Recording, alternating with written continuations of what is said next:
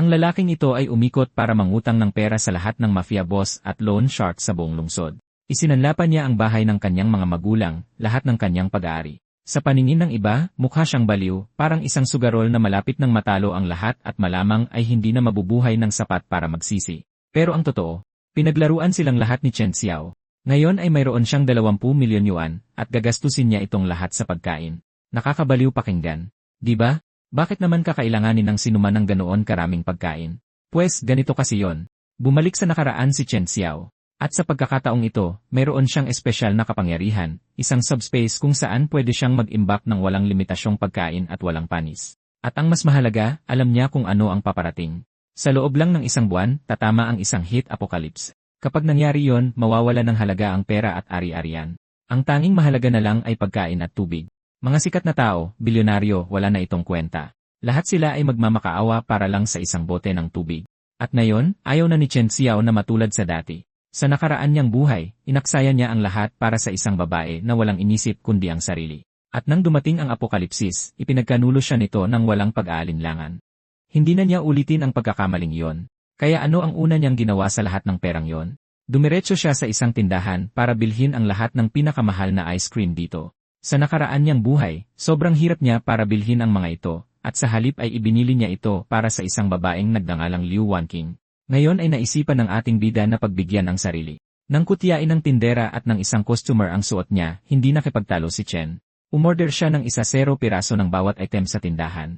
Nakipagpustahan ang babae na kung makakabayad siya, luluhod siya. Ipinakita ng ating bida ang bank balance niyang higit sa 20 milyon yuan. Binili niya ang buong inventaryo sa halagang 1 milyong yuan at nagbayad agad ng 300,000 yuan na deposito.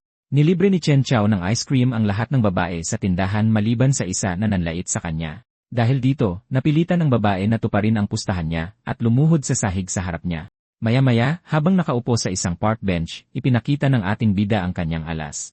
Ang kanyang supernatural na kapangyarihan, isang special portal, ay muling lumitaw kasama niya. Ang espasyong ito ay nagpapanatili sa mga gamit na hindi masira, ibig sabihin ang nakuhang ice cream ay mananatiling matigas kahit pa umabot ng 50 degrees ang init sa parating na sakuna. Habang inililista sa isip niya ang mga armas at enerhiyang kailangan para sa kanyang safe house, tumunog ang telepono niya. Isang tawag ito mula kay Liu Wanqing. Base sa nakaraan niyang buhay, itinuturing ni Chen Xiao ang tawag na ito bilang isang kamalasan. Habang lumilitaw ang pangalang Liu Wanqing sa screen niya, binaha si Chen Xiao ng mga pait ng nakaraan. Matapos pumanaw ng mga magulang niya, itinuring niya ang babaeng ito na kanlungan, pero nalaman din niya kinalaunan na isa pala siyang linta na inuubos ang kanyang mana. Umabot sa sukdulan ang relasyon nila nang humingi siya ng isang luxury condo na nakapangalan sa kanya at pinilit ang ating bida na ibenta ang kanilang ancestral home para sa 880,000 yuan na bride price. Mas lumalim ang pagtataksil niya noong panahon ng apokalipsis. Para makakapit sa mas malakas na protector, ibinenta niya siya bilang materyales, tinitiyak na hindi mamamatay ng buo ang ating bida. Pabalik sa kasalukuyan, sinagot niya ang tawag. Agad na nag-umpisa si Liu Wanqing sa dati niyang drama, nagrereklamo na nawala raw ang kanyang gintong kwintas. Nag-alok ang bida natin na bibilhan siya ng 1 bago, sinasabing yumaman siya sa crypto. Ginagawa siya nitong isang perpektong kasangkapan.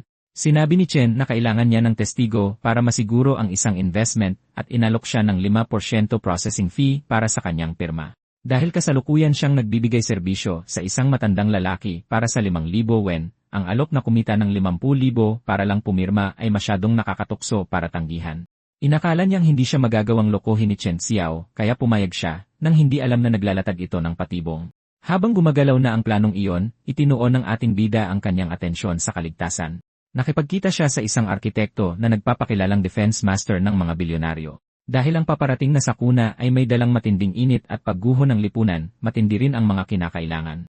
Inutos ng bida natin na gawing 3 metro ang kapal ng panlabas na pader gamit ang ballistic grade concrete at lagyan ang mga bintana ng 3 security glass.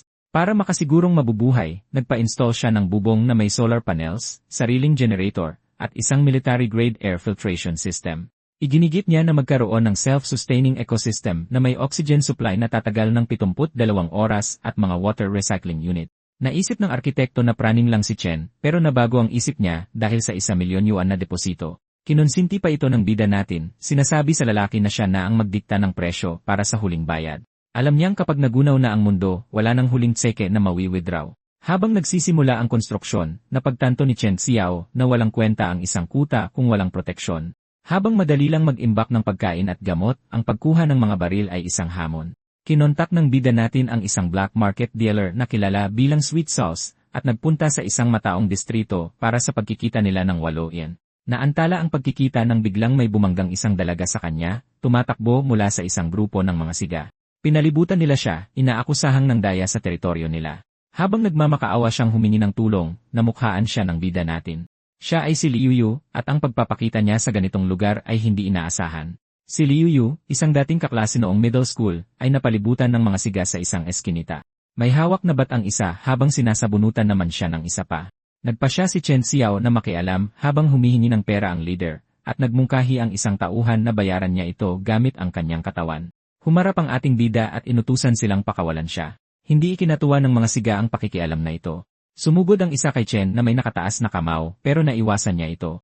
Gamit ang kanyang mga karanasan, binali ng ating bida ang pulso ng lalaki at binigyan ito ng isang palm strike. Ang karahasang ito ay nagpalitaw ng isang holographic system notification, isang negative emotion harvesting system na kumukuha ng lakas mula sa takot at galit ng mga kalaban. Nagulat ang ating bida dahil wala siya ng kapangyarihang ito sa nakaraan niyang buhay. Nang may isa pang siga na nagbanta kay Liu Yu, isang malaking tabla ang bumagsak at nagpatumba rito. May bumabang isang lalaking nakasuot ng tropical shirt at pinuna ang grupo. Kumilos ng sabay si Chen at ang bagong dating, sinasangga ang mga atake, at nagbibigay ng mga sipa hanggang sa matumba ang lahat ng mga siga. Habang tumatakas ang mga umaatake, nag-alert ang system sa ating bida na nakaipon na siya ng sapat na takot para ma-unlock ang isang special storage expansion. Tumingin si Liu Yu nang may pasasalamat. Ipinatong ni Chen Xiao ang isang jacket sa mga balikat nito at sinabihang mag-ingat. Umalis na siya, iniwan si Chen kasama ang lalaking nakasuot ng tropical shirt. Ang lalaking ito ay si Mu Chang, ang black market dealer. Matapos magpalitan ng mga code, na nagbigay pa ng mga emosyon ng pagkalito para sa system, dinala siya ni Mu Chang sa isang pribadong kwarto. Sa loob, ipinakita ng dealer ang isang Russian-made na baril. Pinasuri ito ng profesional ng ating bida, kaya napaalok si Mu Chang ng friendship prize. Humingi ang ating bida ng mga suppressor, warranty, at libreng bala. Kinainis ito ng dealer, at kinolekta ng system ang nabuong sama ng loob at gulat. Kalaunan, inilipat ni Chen ang pera, na nakumpleto ang kanyang mga armas. Matapos makuha ang armas, kumilos na ang bida natin para tapusin ang isang utang. Nakipagkita siya kay Liu Wanqing sa isang luxury hotel kung saan naghihintay ito suot ang pulang damit. Dahil tingin pa rin niya kay Chen ay isang taong madaling mauto, sumunod siya rito sa pakikipagkita sa loan shark na si Zhang Yang. Doon, pumirma siya ng isang dokumento na inakala niyang formalidad lang para sa investment. Sa katotohanan, pumipirma pala siya ng isang deed of sale, kaya siya na lang ang nag-iisang guarantor para sa utang. Habang nagpaplano si Zhang Yang kung paano siya pagsasamantalahan, kapag hindi siya nakabayad, pinapanood lang siya ni Chen Xiao mula sa malayo. Ginamit niya ito para malinis ang huling bayad para sa kanyang safe house. Kinumpirma ng arkitekto na ang bahay ay pinatibay na ngayon sa military standards, kakayanin ang matinding init at mga pagsabog. Sa huli, habang nagbababala ang balita tungkol sa mga solar flare at heat wave, nakatayo ang ating bida sa kanyang bintana. Sinuri niya ang kanyang sandata habang nagsisimulang lumiwanag ang kalangitan. Magugunaw na ang mundo pero handa na siya. Nagsimula ang sakuna sa isang solar flare na sumira sa ionosphere ng Earth, kaya pumalo ang temperatura ng mundo sa nakamamatay na 45 degrees Celsius. Pinayuhan ng mga news anchor ang publiko na iwasan muna ang paglabas kung hindi naman kailangan. Pinagmasdan ni Chen Xiao ang kalangitan mula sa kanyang bintana, at alam niyang simula pa lang ang pagtaas na ito. Sa labas, hindi na matiis ang init kaya nagkukumahog ang mga tao na maghanap ng ginhawa. Ang takot na ito ay nagbigay ng pagkakataon kay Li Dafyu, ang may-ari ng isang convenience store. Para samantalahin ang gulo, gumamit siya ng megaphone para isigaw ang pagrarasyon ng tubig at kuryente, na nanlinlang sa mga kapitbahay na mag-panic buying. Nakita ni Lee ang sakuna bilang isang racket at sinubukang manipulahin ang isang grupo ng mga babae, nag-alok pa ng diskwento kung pupunta sila sa bahay niya mamaya. Ang desperasyon ng mga tao ay nagbigay sa kanya ng kontrol hanggang sa makita niya ang isang taong akala niya ay kaya niyang apihin. Pagkapasok ng bida natin sa tindahan, napagpasyahan ni Li Dafu na sampulan siya. Hinawakan niya sa kwelyo ang bida natin at pinagbintangang nagnakaw. Tinawag siyang pulubi ng tindero at pinagbantaang tatawag ng pulis maliban kung magbayad siya ng danyos. Umakit ito ng maraming usisero na kinunan pa ng video ang nangyayari. Imbes na maapektuhan, nanatiling kalmado ang bida natin at nakatitig lang sa negosyante. Para baliktarin ang sitwasyon, kinuwestiyon ni Chen Xiao ang presyo ng potato chips na ibinebenta ng 50 yuan at nagtanong kung may sikreto ba itong lunas sa heat stroke. Labis na ikinagalit ito ng tindero. Na-trigger ng interaksyong ito ang Negative Emotion Harvesting System. Nang lumitaw ang mga holographic na notifikasyon, napagtanto ng bida natin na mapapalakas niya ang kanyang spatial storage sa pamamagitan ng pagpapahirap sa lalaking ito. Lumapit si Chen at sinabing may nakikita siyang kadiliman sa mukha ng tindero, mapang-asar siyang na-diagnose ng kidney deficiency, at ginamit na patunay ang mga totoong sintomas nito na insomnia at night sweats. Sandaling natulala si Li Dafu bago sumabog sa matinding galit. Nagtapon ang bida natin ng isang barya sa sahig bilang bayad sa isang lollipop at naglakad palabas. Nagdulot ito ng matinding galit na aniin ng sistema. Pagsapit ng gabi, handa na ang bida nating gamitin ang mga puntos na iyon. Ginamit niya ang enerhiya para palawakin ng 200 cubic meters ang kanyang portal at palihim na bumalik sa convenience store ng madilim na. Binuksan ni Chen Xiao ang kanyang special portal at hinigop ang lahat ng laman ng estante. Kinaumagahan, napakatindi ng init kaya nahuhulog ang mga patay na ibon mula sa mga puno. Pagdating ni Li Dafu, nadatnan niyang ubos na ubos ang laman sa loob. Ang pagkawala ng kanyang mga paninda ay nagdulot sa kanya ng matinding paghihirap. Pabalik sa kanyang kuta, nagpapakasarap ang bida natin sa pag-inom ng soda habang pinapanood sa kanyang mga monitor ang video ng pagwawala ng tindero. Patuloy na kumakain ang sistema ng pagdurusa at tumaas ng tumaas ang kapangyarihan ng bida natin habang nagsisimula ng masunog ang mundo. Matapos ubusin ang laman ng convenience store magdamag, tumayo si Chen Xiao sa gitna ng nagkukumpulang mga tao para panoorin ang epekto nito. Dahil wala nang natira sa tindahan, bumagsak si Li Dafu sa gitna ng kwarto habang sumisigaw sa matinding kalbaryo. Ang mga kapitbahay na na-stress na sa tindi ng init, naghinala na kinunsaba lang ng may-ari ang pagnanakaw para manipulahin ang presyo. May mga bumubulong tungkol sa mga multo na nagpatindi sa takot at hinala ng lahat. Ang bugsong ito ng negatibong enerhiya ay nagbigay ng tuloy-tuloy na puntos para sa Negative Emotion Harvesting System. Nagpasya ang bida natin na gamitin ang pagkakataong ito para lalong asarin ang target niya. Hindi na tinag si Chen. Mapang-asar siyang nagtanong kung gawa ba sa ginto ang chips, para ipaalala sa lalaki ang sarili nitong darapalang pagpepresyo. Ang komprontasyong ito ay nagpaalala sa tindero ng naunang babala sa kanya. Kahit walang ebidensya, sinubukan ni Li Dafu na gawing panakip-butas ang bida natin para takpan ang kanyang pagkalugi. Nagmungkahi ng pusta ang bida natin sa harap ng mga saksi. Kung walang makikita sa paghahalughog sa bahay niya, mapapasakan niya ang backup generator ng tindero. Sa pag-akalang isa pa ring duwag na biktima si Chen Xiao, tinanggap ng lalaki ang pusta at dinala ang mga kapitbahay sa marangyang gusali. Pagpasok sa tirahan, nagulat ang mga tao sa yamang itinago ng ating bida. Dali-daling hinalughog ni Li Dafu ang lugar, nagtapon ng mga damit mula sa kabinet at sinilip ang isang refrigerator na puno ng mamahaling pagkain. Binuksan pa niya ang isang kaha de yero para lang makitang puro gold bars ang laman nito imbes na mga ninakaw na chips. Dahil hindi nakikita ang mga gamit sa loob ng Eternal Stasis Portal, bigo ang kanyang paghahalughog. Natalo at napahiya ang negosyante, lalo na nang mapang-asar siyang alukin ng bida natin ng crowbar para silipin ang ilalim ng sahig. Nang subukan ng negosyante na palampasin ang pustahan bilang isang biro, kinutya ng mga kapitbahay ang kawalan niya ng paninindigan. Ang kahihiyang ito ay nauwi muli sa galit at tinangkang suntukin ni Li Dafu si Chen. Dahil sa kanyang karanasan sa pakikipaglaban, walang kahirap-hirap na sinalo ng bida natin ang kamao niya at inipit ang braso ng lalaki sa likod bago siya idiniin sa sahig. Napilitang ilipat kaagad ng negosyante ang generator. Binalaan siya ni Chen Xiao na bilisan niya, dahil alam niyang kapag nagsimula na ang pagrarasyon ng kuryente sa loob ng ilang araw, imposibleng makalabas dahil sa init. Habang pinapanood ng bida natin ang paggapang ng lalaki paalis, umani ang sistema ng matinding kahihiyan at takot. Pagbalik sa loob ng kuta niya, tumunog ang telepono mula sa tawag ng nagpapanik na si Liu Wanqing. Ipinaliwanag niyang sinusundan siya ng mga loan shark at nagpupumilit malaman kung bakit siya ang hinahabol ng mga ito dahil lang sa isang simpleng pirma. Tumingin ang bida natin sa screen at alam niyang umaayon sa plano ang paraan niya para bayaran ang utang nila. Pinuwersa ng usian gang si Liu Wanqing para sa utang na ipinasa ni Chen Xiao, dahilan para masyado siyang mamroblema. Sa gitna ng video call, sinigawan niya ito at inakusahang nagsisinungaling. Napanatili ng bida natin ang kalmadong mukha at nagkunwaring nasasaktan. Tinanong niya kung bakit hindi ito kailanman nagtiwala sa kanya, at sinabing ibinigay niya rito ang buong puso niya para makuha ang loob nito. Habang nagpapanggap na nasasaktan ang ating bida, natuwa siya dahil mas naiinip pa ang mga miyembro ng gang kaysa sa inasahan niya. Habang patuloy ang pag-uusap nila, naghanda ng pagkain ang ating bida. Nagtanong siya kung alam ng mga maton ang address nito, at sinabi ni Liu Wanqing na naligaw niya ang mga ito sa mga eskinita. Binalaan niya ito na huwag siyang paglaruan, ngunit binaliwala nito ang takot niya at sinabing nag-isip lang siya ng sobra.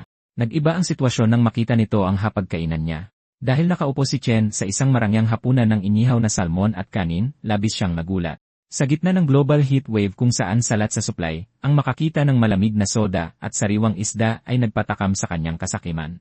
Habang nanonood mula sa kama at pinagpapawisan sa init, napagtanto niyang tiyak na yumaman ng biglaan ang ating bida. Napilitan siyang itigil ang pag-inarte dahil sa gutom. Dahil gusto niyang kumain, nag-iba siya ng diskarte, ipinatong niya ang kanyang baba at nagsindi ng sigarilyo. Ibinaba niya ang strap ng kanyang damit at nag-alok na sasamahan siya kapalit ng pagtira sa bahay nito. Basa ng bida natin ang galawan niyang ito. Ipinaalala niya na dati itong malihim tungkol sa tinitirhan nito at hindi siya pinayagang bumisita kailanman. Dahil sa matinding gutom at takot, binaliwala nito ang nakaraan nitong ugali at agad tinipe ang numero ng apartment niya. Sinabihan siya ng bida natin na maghintay. Dati umaakto siyang parang hindi ito karapat-dapat sa oras niya, tapos ngayon ibinibigay niya ang address niya para lang sa kapirasong salmon. Nabulabog ang kapayapaan niya nang may kumatok ng malakas sa pinto. Sinubukan ni Auntie Wang, isang matandang kapitbahay, na gamitin ang apo niya para makonsensya siya at papasukin sila dahil sa aircon.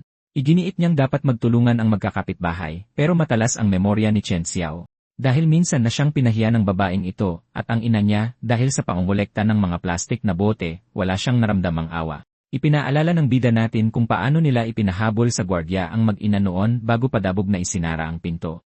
Nagpadilim ito sa paningin ni Auntie Wang sa sobrang galit. Sumigaw siya sa harap ng pinto at isinumpa ang mga patay nitong magulang. Ang pagwawalang ito ay nag-trigger sa negative emotion harvesting system na nagbigay sa bida natin ng bugso ng rage points habang nagpapakasarap siya sa aircon. Pagkatapos harapin ang kapitbahay, bumaling ang bida natin sa huling pakay niya. Gamit ang isang voice changer at bagong 9 card, direkta siyang tumawag sa Ocean Gang para ipaalam na nag-iisa si Liu Wanqing sa bago nitong address. Nang matagumpay na maipain ang biktima at ang mga predator sa isang lugar, tumayo si Chen Xiao sa kanyang bintana para pagmasdan ang lungsod at pinanood kung paano nagsimulang magsalubong ang mga anino ng kanyang plano. Sinimulan ni Liu Wanqing ang umaga niya sa pag-aayos ng buhok habang pinagmamasdan ang sarili sa salamin, buong kumpiyansa siyang makakalipat na rin siya sa apartment ni Chen Xiao. Inisip niya kung paano ang naging trato nito sa kanya noon at naramdamang karapatan niya ang isang masarap na buhay. Umupo siya sa kama at nagsindi ng sigarilyo, kontento sa kasunduang akala niya ay nakuha na niya. Ang kapayapaang ito ay binasag ng malalakas na kalabog sa pinto. Umaasang makita ang sunod-sunurang si Chen Xiao, nakangiti niya itong binuksan, ngunit napalitan ng kilabot ang kanyang mukha nang makita niya si Zhang Yang kasama ang dalawang tauhan. Hindi pinansin ng boss ang mga tanong niya at hiningi ang perang utang sa Ocean Gang. Bago pa siya makapag-react, sinampal siya nito, kaya napabagsak siya sa sahig. Sa sobrang desperasyon, isinigaw niya na ang bida natin ang totoong umutang at nilinlang lang siya nito na pumirma. Yumuko si Zhang Yang at isinigaw na ang pangalan niya ang nasa dokumento, kaya legal na sa kanya ang utang na yon. Inutusan niya ang kanyang mga tauhan na halughugin ang apartment at kunin ang anumang may halaga. Habang sinisira ng mga maton ang mga gamit niya, gumapang si Liu Wanqing sa sahig, nagmamakaawang itigil nila at sinabing parating na ang bida natin para magbayad. Habang nagtatrabaho ang mga tauhan niya, nakaupo si Zhang Yang sa sofa nito hawak ang isang bag ng mga alahas niya. Tinawag niya itong mga basura na hindi man lang sasapat para sa interes, at sinabing hindi aalis nang walang dala ang mga tauhan niya matapos maglakbay sa gitna ng init. Sa labis na gulat at takot, nag-alok si Liu Wanqing ng impormasyon tungkol sa mga nakatagong supply sa apartment ni Chen. Sinubukan niyang tawagan ng ating bida para patunayang parating siya, pero walang sumasagot sa tawag niya. Naubusan na ng pasensya si Zhang Yang at sinunggaban siya, sabay sabing hindi talaga balak magbayad ni Chen Xiao at sadyang ipinagkanulo siya. Nabigla at walang kalaban-laban, kinalagkad siya papunta sa kwarto, habang sumisigaw na ang bida na lang natin ang puntiryahin nila. Pabagsak na sumara ang pinto, at naiwan sa lapag ang telepono niya habang naririnig ang kanyang mga pag-iyak. Samantala, nakaupo ang ating bida sa kanyang kwarto, kalmadong pinapanood ang mga nangyayari mula sa isang live feed. Pagsapit ng gabi, tapos na ang grupo, at iniwan ang duguan at bugbog saradong si Liu Wanqing sa ibabaw ng kama. Pinilit ni Zhang Yang na alamin ang iba pang detalye tungkol sa mga supply. Dahil wala nang natira sa kanya, umamin siya na kay Chen Xiao ang lahat, aircon, malamig na inumin, at napakaraming pagkain. Nakapukaw ito sa interes ng boss, at napagtanto niyang nakahanap siya ng isang malaking target. Nang umalis ang grupo para pumunta sa kuta, naiwang mag-isa si Liu Wanqing sa dilim. Sa ilalim ng tahimik na gabi sa Luo City, pinangunahan ni Brother Zhang ang isang grupo ng mga tauhan ng Ocean Gang papunta sa gusaling target nila. Sumunod si Auntie Wang bilang gabay, sabik na sabik makaganti at makakuha ng bahagi sa mga supply. Itinuro niya ang apartment at mas pinainit ang kasakiman ng boss sa pamamagitan ng paglarawan sa aircon, pagkain, at alak na nasa loob. Para bigyang katwiran ang kanyang kasamaan, inilarawan niya si Chen Xiao bilang isang madamot na lalaking nagkait ng tubig sa mga kapitbahay nito. Nangako si Brother Zhang ng pabuya kapag nakuha na nila ang mga gamit, kaya yumuko siya sa labis na pasasalamat. Naiisip na niya agad ang isang talunang Chen Xiao na nagmamakaawa para sa kanyang buhay. Nang makarating ang grupo sa may tarangkahan, huminto si Zhang para suriin ang pinatibay na labas nito at napansin ang propesyonal na pagkakagawa nito. Itinaas ng isang blonding tulisan ang kanyang baseball bat para wasakin ang pinto, pero nang tumapak ang sapatos niya sa isang partikular na baldosa, isang malakas na boltahe ng kuryente ang dumaloy sa katawan niya. Habang natutumba siya, sinubukan siyang tulungan ng isa pang tauhan pero nakuryente rin ito. Nakatayo lang at hindi makagalaw sina Zhang at Wang habang nasusunog ang mga tauhan nila. Nagdulot ang pangyayaring ito ng mga system notification para sa labis na pagkalito at gulat habang sinimulang anihin ng sistema ang kanilang pagkasindak. Bigla na lang nagpatugtog ng malakas ng masayang kanta ang isang loudspeaker mula sa bubong. Habang nakatuon doon ang pansin ng grupo, dalawa pang lalaki ang tumalsik patalikod dahil sa mga kuryenteng dumaloy mula sa gate. Sa loob ng kanyang kuta, nakasandal lang ang bida natin sa isang gaming chair, sarap na sarap sa kanyang popsicle, habang nanonood sa mga monitor niya. Kinuha ng ating bida ang mikropono para kutyain sila, at pabirong sinabi na napakaswerte nila dahil nahanap agad ng unang hakbang nila ang kanyang electric grid. Ikinagalit ito ng sobra ni Brother Zhang, at isinigaw na ang pagbabayad ng utang ay isang natural na batas ng buhay. Idinagdag naman ni Auntie Wang na walang puso ang ating bida, at kinuwestiyon kung paano siya pinalaki. Nanatiling walang gana si Chen Xiao at ipinaalala sa boss na madaling mababayaran ng halaga ng apartment ang utang niya. Iminungkahi ng bida natin na kung gusto ng boss ang pera ni Liu Wanqing, dapat siyang hanapin ito dahil labas na siya sa utang na yon. Habang pinagpapawisan sa init at lalong nawawala ng pag-asa ang grupo, patuloy na tumindi ang galit ni Zhang. Umabante ang ating bida habang nakatapat ang daliri niya sa isang pulang pindutan sa kanyang mesa. Binalaan niya silang hindi na siya magiging mabait kung patuloy silang maghahanap ng gulo. Nang pindutin niya ang pindutan, naging isang kulungan ng kuryente ang buong paligid ng gusali. Naging tostado ang mga miyembro ng grupo dahil sa kuryente, at lumikha ito ng saganang puntos mula sa sakit at kawalan ng pag-asa. Nang harapin ang depensang ito, napilitang umatras si Brother Zhang, habang sumisigaw na makakaganti rin ang Usian Gang. Naiwang mag-isang nakatayo si Auntie Wang, na may halong takot na nakatingala sa gusali. Pagsapit ng kinaumagahan, naging nakamamatay na kulay pula ang kalangitan, at umabot sa 52 degrees ang temperatura. Habang nagbabalita ang isang news anchor tungkol sa patuloy na pagtaas ng bilang ng mga namamatay, masayang nag-enjoy sa pagkain niya si Chen Xiao. Nag-vibrate ang telepono niya dahil sa mga notification mula sa group chat ng kapitbahayan. Pinangunahan ni Auntie Wang at Li Dafu ang gulo sa chat, inaakusahan siyang makasariling basura, at iginigiit na ibahagi niya ang mga supply niya. Imbes na mainis, humigop lang ang bida natin ng kanyang malamig na inumin at nag-scroll sa mga mensahe. Dahil ipinaparating sa kanya ang sama-samang inggit at galit ng mga kapitbahay, nakapagproseso ang sistema ng napakalaking enerhiya.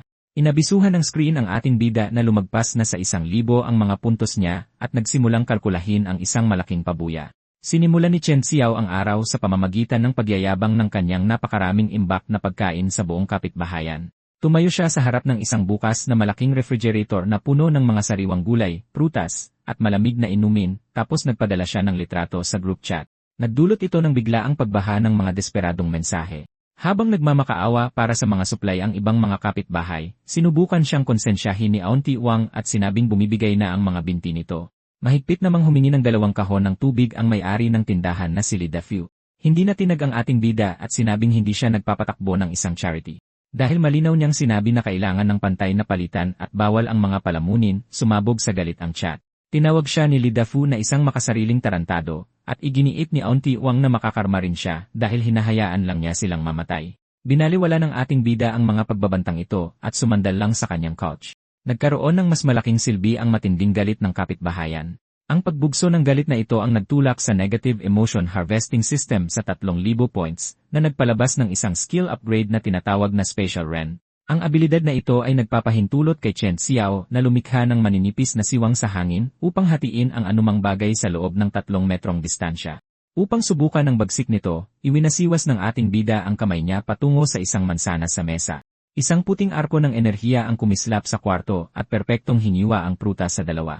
Dumating ang epekto ng mga panunuksong ito sa pagsapit ng gabi. Isang pulang off-road na sasakyan ang huminto sa harap ng gusali. Lumabas si Liu Wanqing para samahan ang humihitit ng tabakong boss na si Zhang Yang na ginagabayan ni Brother Zhang.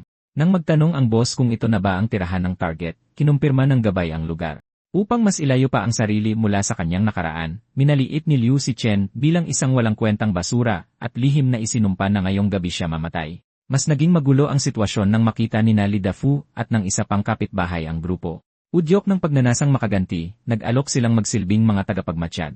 Nangako si Zhang Yang na bibigyan sila ng bahagi ng mga supply, pero agad na uwi sa trahedya ang kanilang kasakiman.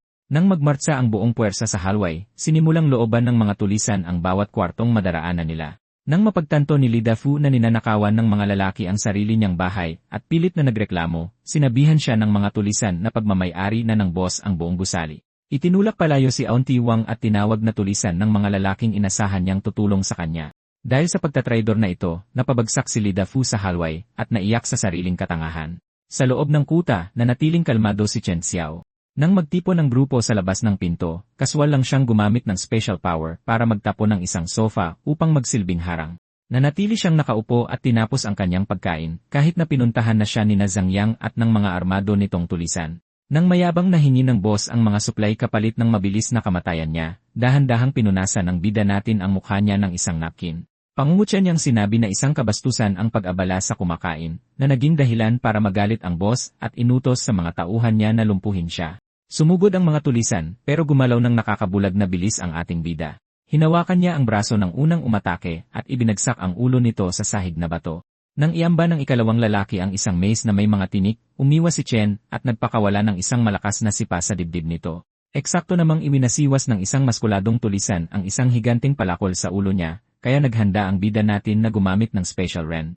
Naudlot ang labanan nang bumagsak ang isang tear gas canister sa lapag. Habang napuno ng puting usok ang buong lugar, pilit na inubo ng malala at mabilis na umatras ang mga tulisan pati na ang boss nila. Mula sa makapal na usok, lumitaw ang black market dealer na si Mu Chang. Nang harapin siya ni Chen nang may malamig na ekspresyon, itinaas lang ni Mu Chang ang isa pang canister. Sinabi niya na bagamat kahanga-hanga ang husay sa pakikipaglaban ng bata, malinaw na may pinagdadaanan itong gulo. Nagtanong ang dealer kung naghahanap pa rin siya ng mga dekalidad na baril.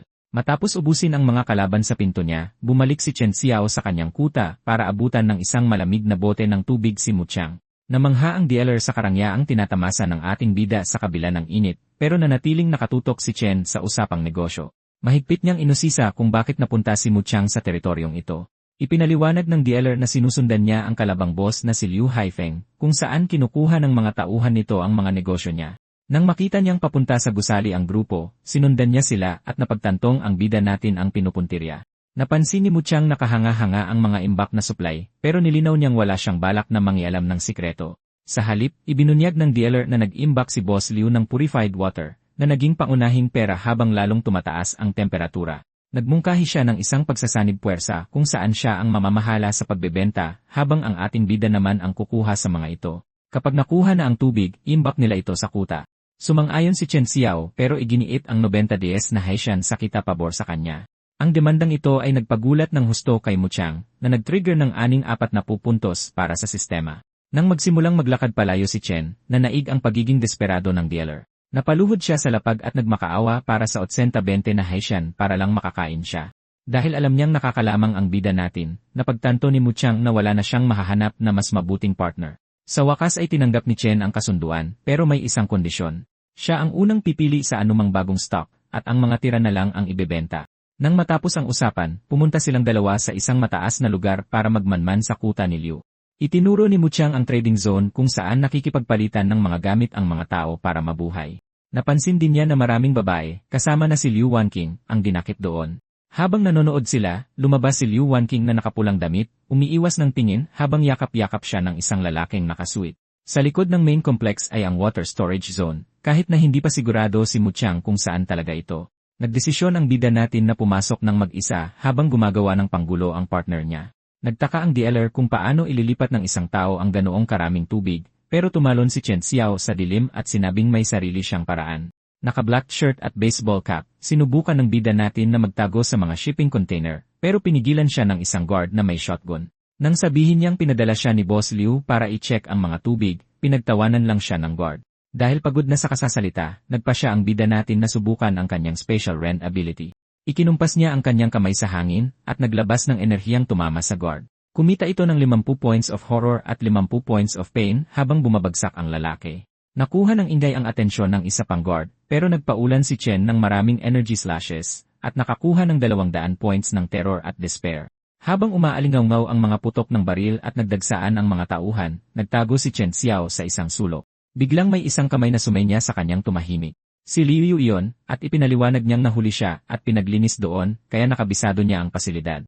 Inakay niya ang bida natin sa isang eskinita at nagtapon ng balde para guluhin ang mga nagpapatrolyang guard. Tinuro niya ang daan kung saan walang mga kamera, hanggang sa makarating sila sa isang tago at tahimik na pinto. Matapos siyang sabihang magtago, itinuon ng bida natin ang kanyang enerhiya. Isang umiikot na vortex ang lumitaw nang ibagsak niya ang kanyang kamay sa pader, at sumabog itong bumukas. Sa loob ng kwarto, humarap ang isang guard na may shotgun, pero naglabas si Chen ng isa pang energy ars at pinabagsak ang lalaki. Habang bumabagsak ang guard, nag-record ang system ng 360 points mula sa shock, terror, at agony. Naghihintay si Liu Yu sa likod ng kinakalawang na pader habang napupuno ng usok ang pabrika. Natakot siyang pumalpak ang misyon hanggang sa sumabog ang pinto, at umalingaw ang pagbagsak ng mga debris sa buong pasilidad. Nakatago sa likod ng isang shelf, nanginginig siya sa takot dahil sa pagsabog at sa aninong lumalabas mula sa usok. Ihinampas niya ang isang laryo ng buong lakas, pero nasalo ni Chen Xiao ang kanyang mga braso.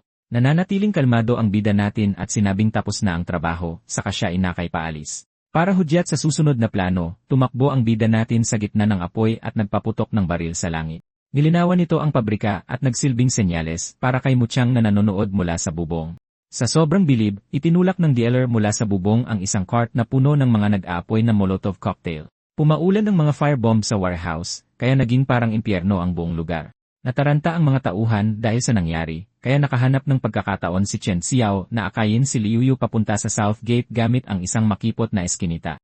Naudlot ang pagtakas nila dahil sa desperadang si Liu Wanqing. Kumapit siya sa mga balikat ng ating bida, umiiyak at nagmamakaawang isama siya. Sinabi pa niyang kalilimutan na niya ang utang nito kung ililigtas siya. Habang nagmamakaawa, kinuwento niya ang hirap sa loob ng warehouse, na pinipilit daw siyang pagsilbihan ang iba at binubugbog pag lumalaban. Tinignan lang siya ng bida natin na walang emosyon. Naalala niya nang laitin siya nito at idinala si Boss Liu mismo sa pinto niya, kaya nawalan siya ng awa rito. Bumalik din sa alaala niya ang nakaraan niya kung saan pinatay siya habang nanonood lang ito. Sinabi ni Chen Xiao na nakakaawa ang pag-arte niya at itinulak siya sa semento. Dahil sa pagtangging ito, napuno ng galit ang mukha ni Liu Wanqing. Nangako siyang idadamay niya ang lahat sa kanyang pagbagsak. Sa sobrang tindi ng galit niya, nakadetect ang system ng 900 at 99 100 points. Para makapaghiganti, gumapang siya palapit kay Boss Liu nang dumating ito at ang mga tauhan nito sa walang laman na warehouse. Galit na ang boss dahil nawala ang imbak nilang tubig, bukod pa sa isang mensahe sa pader na pinagbabantaan ang buhay niya. Sinulsulan pa ito ni Liu Wanqing at sinabing tinawag siyang basura ng bida natin at hindi karapat-dapat sa mga supply. Gumana ang panlilinlang na ito at inutusan ni Boss Liu ang mga tauhan niya papuntang South Gate. Mula sa malayo, pinapanood ng bida natin at ni Muchang ang papalapit na grupo. Habang sumusugod ang mga tauhan na may dalang mga bat at patalim, handa namang naghihintay si Chen na may dalang sulo. Ibinato niya ito sa nakakalat na gas sa lupa, kaya gumawa ito ng pader ng apoy na pumigil sa pag-atake. Ligtas sa likod ng apoy, pinanood ng bida natin ang sumisigaw na boss. Dahil sa kawalan ng kakayahang lumaban nito, bumuhos ang mga hot red notification, kaya naabot ni Chen Xiao ang 3,000 milestone at na-unlock ang special barrier. Kalaunan sa loob ng apartment, naghanda ng hotpot dinner si Chen Xiao para kina Muchang at Liu Yu. Masaya ang lahat dahil sa pagkakataong mapahiya nila si Boss Liu. Tumatawa si Muchang habang naiisip ang magiging reaksyon ng lalaki sa pagkalugi nito. Habang kumakain, naging seryoso ang usapan. Lubos na nagpasalamat si Liu Yu, ipinaliwanag niyang dahil kay Chen, na iligtas siya mula sa impyernong dinaranas niya. Nanatiling mapagpakumbaba ang ating bida at ipinaalalang magkaklase sila dati, pero iginiit ni Liu Yu na binago ng tulong niya ang buhay niya. Nag-iba ang hangin nang mapansin ni Muchang ang sandamakmak na supply, lalo na ang dose-dosenang malalaking bote ng tubig na nakasalansan sa pader.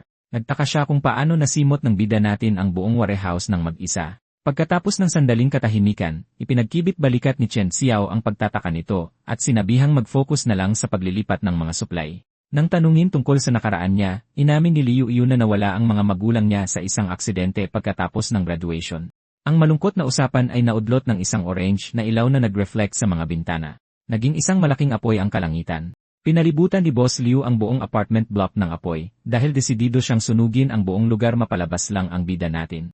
Nagpanik sina Muchang at Liu Yu habang pinapanood sa mga ECA ang mga kapitbahay na nakulong sa apoy. Kahit nagalit si Muchang at nagtanong si Liuyu kung dapat silang tumulong, nanatiling walang pakialam si Chen. Alam niyang ginagamit lang ng boss ang konsensya nila bilang sandata at tumanggi siyang magpadala. Sa labas, nakatayo si Boss Liu sa gitna ng apoy, sumisigaw kay Chen Xiao na sumuko na bago pa sila mamatay sa init. Patuloy sa pagbuhos ng gasolina ang mga tauhan niya, at tiwalang naging isang malaking pugon ang gusali. Alam nilang kalaunan ay mamamatay rin sa usok ang mga tao sa loob. Pero handa ang bida natin. Sinabi niya na isang malaking pagkakamali ang gumawa ng safe house para sa tag-init ng walang proteksyon sa sunog. Nananatiling kalmado, pinindot niya ang isang buton sa kanyang konsol. Nagsimulang magbuga ng maputing hamog ang mga high-pressure turret sa labas ng gusali. Bumagsak ang ilang mga canister sa kalsada, naglabas ng nano-aerogel na agad pumatay sa apoy. Bumilib si Muchang sa ganoong teknolohiya, habang si Boss Liu naman ay nanggagalaiti at walang magawa. Kahit iniulat ng mga tauhan niya na wala na silang gas at hindi matibag ang hamog, inutusan pa rin ng boss na ipagpatuloy ang pag-atake. Kinuha ng bida natin ang megaphone at may panunuyang inimbita si Liu sa loob para sa isang basong malamig na tubig. Dahil sa pang-aasar na ito, nag-detect ang system ng 888 points of fury mula sa kalaban. Nang malaman niyang ang bahay ay fireproof at kumpleto sa gamit, napagdesisyonan ni Boss Liu na kunin ito sa anumang paraan. Tinalikuran na niya ang anumang pagiging makatao at sinenyasan ang mga tauhan niya na i-hostage si Auntie Wang at iba pang kapitbahay, patunay na mas magiging malupit ang susunod niyang galaw. Sa labas ng kuta, naging malagim ang sitwasyon dahil ginamit ni Boss Liu ang mga residente bilang pananggalang. Dahil hindi matibag ang mga high-tech na depensa, tinangkang palalasin ng boss si Chen Xiao sa pamamagitan ng pananakot sa mga tao gamit ang nag-aapoy na sulo. Dahil sa takot, nakisali na rin sa pambabatiko si Auntie Wang, at umiiyak na tinawag ang bida natin na walang hiya dahil isinangkot pa sila nito sa gulo. Sa loob ng safe house, naghahanda na si Muchang para lumabas at makipaglaban, pero nananatiling kalmado ang bida natin. Naniniwala siyang ang pagpapakita ng awa sa panahong ito ay parang pagpatay na rin sa sarili. Uminit ang sitwasyon ng kelyuhan ni Boss Liu si Lolo Wang, pinagbabantaang sasaktan ang matanda kung hindi lalabas si Chen. Habang nakatingin sa sisi, nakilala ng bida natin ang lalaki. Bumalik sa isip niya nang tulungan siya ni Lolo Wang sa guho noong nakaraang buhay niya. Dahil sa utang na loob na ito, inutusan ni Chen Xiao si Muchang na magpaiwan at protektahan si Liuyu habang lumalabas siya sa mausok na kalsada para tapusin ang gulo. Imbes na isang karaniwang laban, nagmungkahi ng sugal si Chen Xiao. Dahil alam niyang yumaman si Boss Liu sa mga kasino, itinaya ng bida natin ang lahat ng supply at ang buhay niya kapalit ang kalayaan ng mga hostage. Pumayag ang boss na maglaro ng dice dahil sigurado siyang sa round na ito, mapapasakan niya na ang kuta. Nang ipakita ni Liu ang 3-6 na nakuha niya, tumawa siya ng wagas. Pero hindi man lang natinag ang bida natin. Nang iangat niya ang kanyang baso, nabigla ang lahat ng makitang perpektong nahati sa gitna ang mga dice niya. Dahil ang kabuang bilang ng mga nakikitang mukha ay umaabot na sa 21, opisyal nang tinalo ni Chen Xiao ang score. Ang kahihiyang ito ang naging dahilan para magwala si Boss Liu at akusahan siyang nandaya. Habang umaani ang sistema ng 500 na puntos ng galit, biglang sumugod ang boss dala ang isang kutsilyo. Sinamantala ng ating bida ang pagkakataong ito para subukan ang kanyang kakayahan, at nagpasabog ng isang tear gas canister para takpan ang buong lugar. Habang bulag na nagpapaputok ang mga armadong lalaki sa usok, gumanti si Chen Xiao ng mga energy slash, pinabagsak ang mga umatake nang hindi man lang nagagalusan. Sa huling sandali ng desperasyon, nagpaputok ng rocket launcher si Boss Liu ng malapitan, sabay sabing sa kanya na ang lahat ng pag-aari ng ating bida.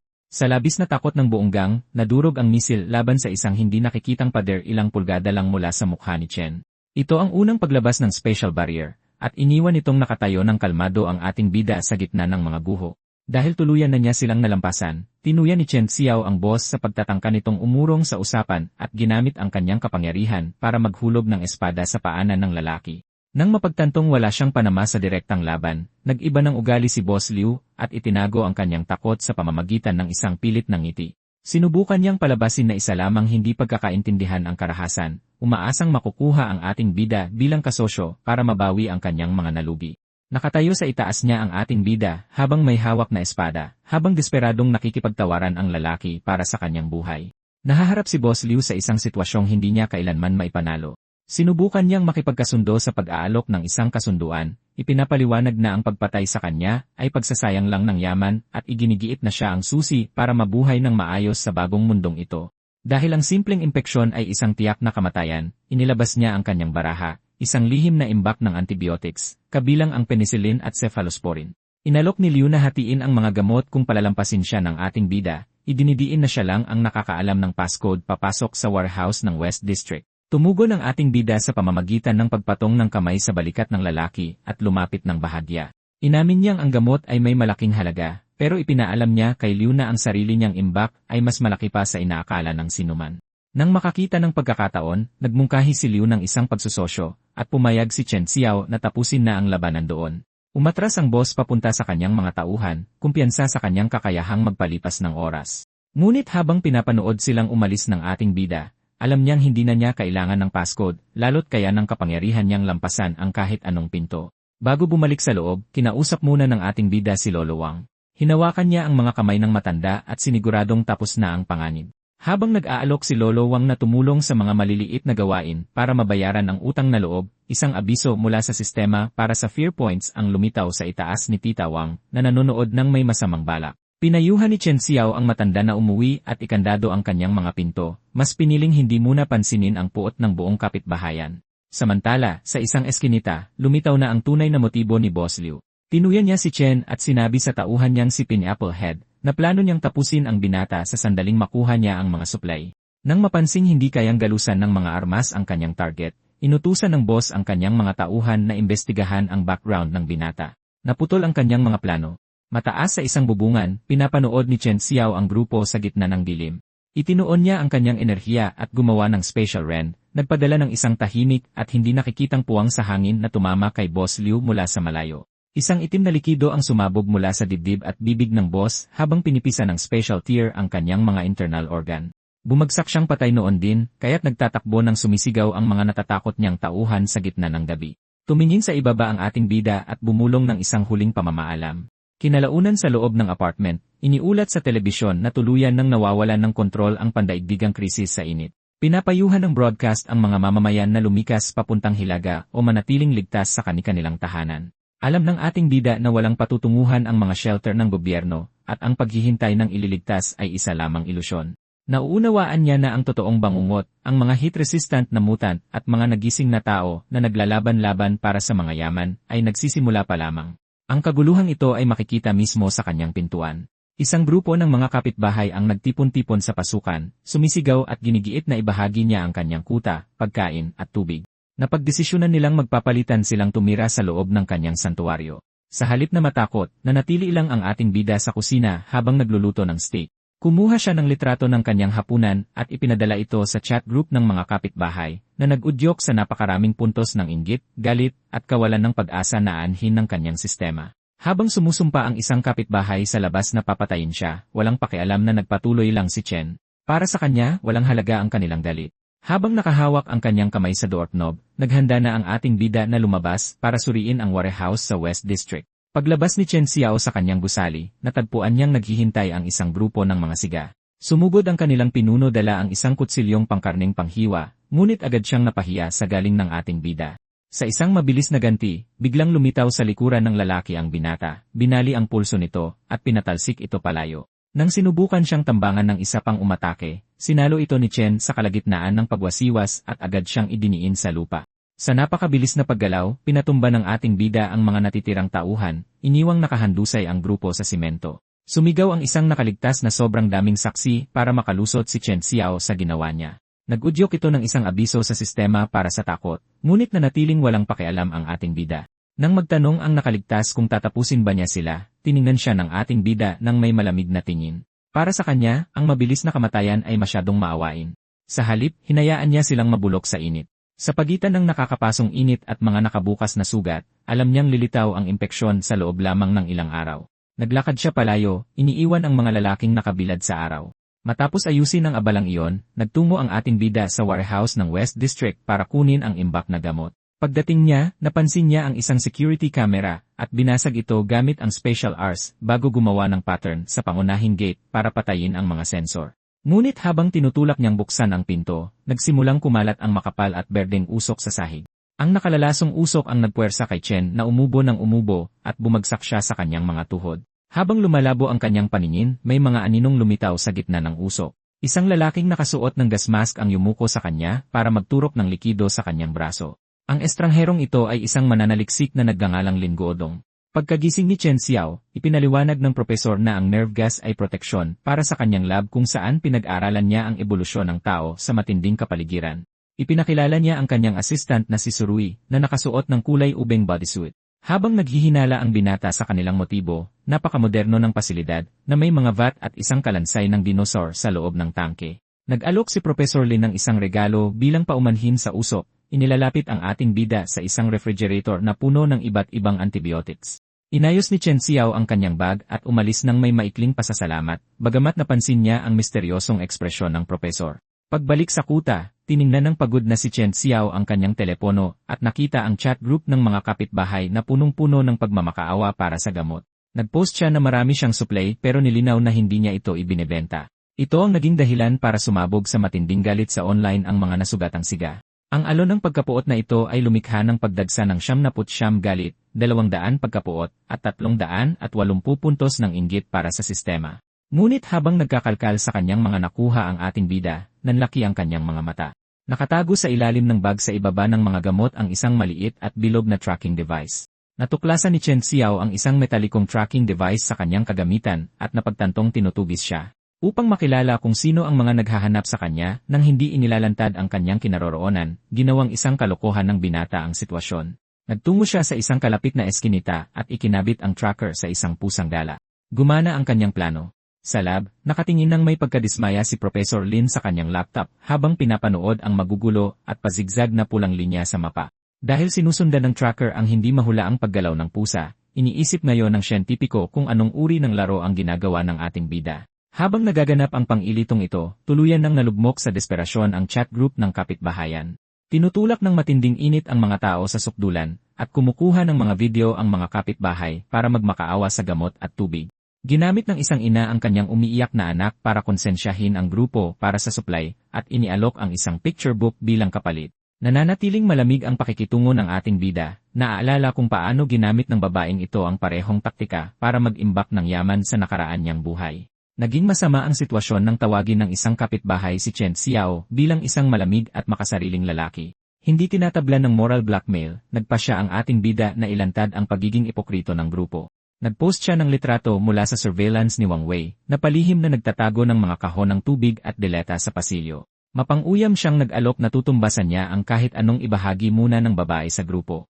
Ang paglantad na ito ay nauwi ang desperasyon ng buong kapitbahayan sa isang marahas na grupo. Pinapanood ng ating bida sa kanyang mga monitor kung paano binasag ng isang grupo ng mga lalaking may bitbit na mabigat na palakol ang pinto ni Wang Wei. Habang nanginginig siya sa takot, hinalughog ng mga siga ang apartment at kinuha ang lahat ng kanyang supply.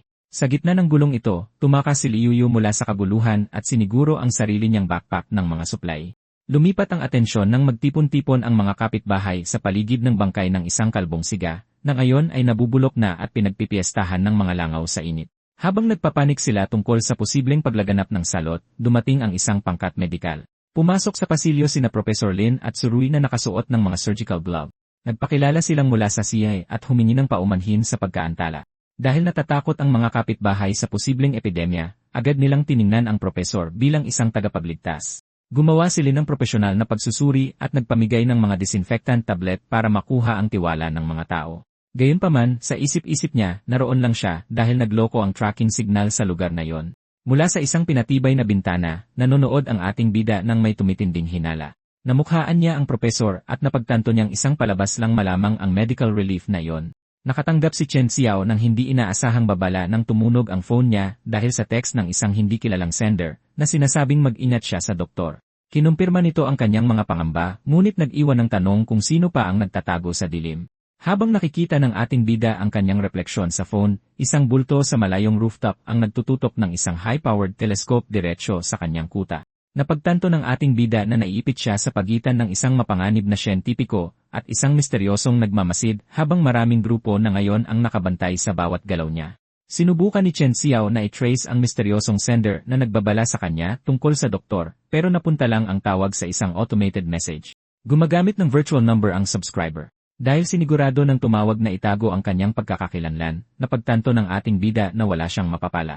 Napaisip siya kung isa ba itong totoong babala o isang planadong hakbang para magamit siya upang patayin si Professor Lin. Paglubog ng araw, nagtipon-tipon ang mga nakaligtas sa paligid ng profesor sa isang courtyard. Isang kapitbahay ang nagpasalamat at sinabing malamang na naging sanhi ng sakit ang mga nakakalat na bangkay dahil sa init kung hindi siya nakialam. Napanatili ni Professor Lin ang kanyang magalang na ngiti, at sinabing ginagawa lang niya ang kanyang tungkulin. Mula sa balkonahe sa itaas, napansin ng ating bida ang mga madilim na mansa sa laylayan ng coat ng Professor. Mukha itong mga natuyong chemical imbes na dugo. Ang tanawing ito ay nagpaalala sa kanyang nakaraang buhay noong may mga dumating na medical team pagkatapos magsimula ng heatwave. Sa ilalim ng pagpapanggap na pinipigilan ang isang epidemya, kumuha sila ng mga blood sample mula sa mga residente. Hindi nagtagal pagkatapos nyon, nagsimulang mawala ang mga pinakamalakas na nakaligtas. Patuloy na pinaganda ni Professor Lin ang imahe niya sa pamamagitan ng pagdidikit ng paunawa sa isang community board. Sa pamamagitan ng pagbibigay ng libreng tubig at health checks, nagkaroon siya ng magandang reputasyon sa mga kapitbahay. Kinagabihan, sinundan ng Professor ang isang tracking signal papunta sa isang madilim na eskinita, pero isang pusa lang na kumakain mula sa lata ang nakita niya. Pagyuko niya, natuklasan niyang nakakabit ang tracking device sa balahibo nito at napagtanto niyang naisahan siya. Ang pagtuklas na ito ay nagdulot ng labis na pagkadismaya, na inani naman ng ating bida habang nanonood mula sa likod ng isang kalapit na pwesto. Lumipat ang eksena sa isang underground parking lot na ginagamit bilang isang health check station. Habang nagrereklamo ang mga residente sa init, sinimulan ni na Professor Lin at ng kanyang assistant ang mga pagsusuri. Nakibagay ang ating bida sa mga anino, at pinanood ang doktor na kinukuhanan ng dugo ang isang matanda. Nang questionin ng lalaki ang ginagawa niya, sinabi ng Professor na isa lang itong normal na pagsusuri. Nawala ang katahimikan nang may tatlong lalaking lumapit na nagpapanik. Ang isa sa kanila na si Abu ay may malalang impeksyon sa braso. Para gamutin siya, nilabas ni Lin ang isang vial na may tatak na niipito, at sinabing isa itong enhancer na magpapabilis sa paggaling. Itinurok niya ang solusyon sa braso at tiniyak sa lalaki na magiging maayos siya. Habang nakahina ng maluwag ang grupo, napansin ni Chen Xiao na maiging inoobserbahan ng Professor ang reaksyon ng pasyente. Kinagabihan, naging malagim ang sitwasyon habang naglalakad si Abu sa kalye kasama ang mga kaibigan niya. Bigla siyang bumagsak at sumigaw na parang nasusunog ang mga buto niya. Sa loob ng ilang segundo, lumitaw ang malalaking ugat sa kanyang balat at nagbago ang kanyang mga mata habang may lumalabas na enerhiya sa katawan niya. Sa kanyang mutated na anyo, sinakal ni Abu ang dati niyang leader na si Zhang Qiang. Kinutya niya ang lalaki dahil sa paggamit sa kanya bilang panangga noon. Sa isang malakas na atake, napabagsak ng mutated na si Abu ang dati niyang kaibigan sa semento. Dahil naramdaman niya na may ibang tao, humarap siya sa direksyon ng mga anino at nakita niya ang ating bida na kalmadong nakatayo sa kanyang hoodie at nakaharap sa kanya. Matapos tuluyang magmutate, mabilis na umatake ang nagbagong anyong si Abu. Mabilis at maayos na umiwas si Chen Xiao at hinayaang dumaan lang ang halimaw nang hindi siya natatamaan. Habang pinapanood ang mutant na nahihirapang magbago ng direksyon, napagtanto ng ating bida na bagamat 3 beses na lumakas ang lalaki, nanigas at tuwid lang ang kanyang mga galaw. Ang obserbasyong ito ang kumumpirma na hindi normal ang reaksyong iyon. Nagdesisyon ang ating bida na tapusin na agad ang laban.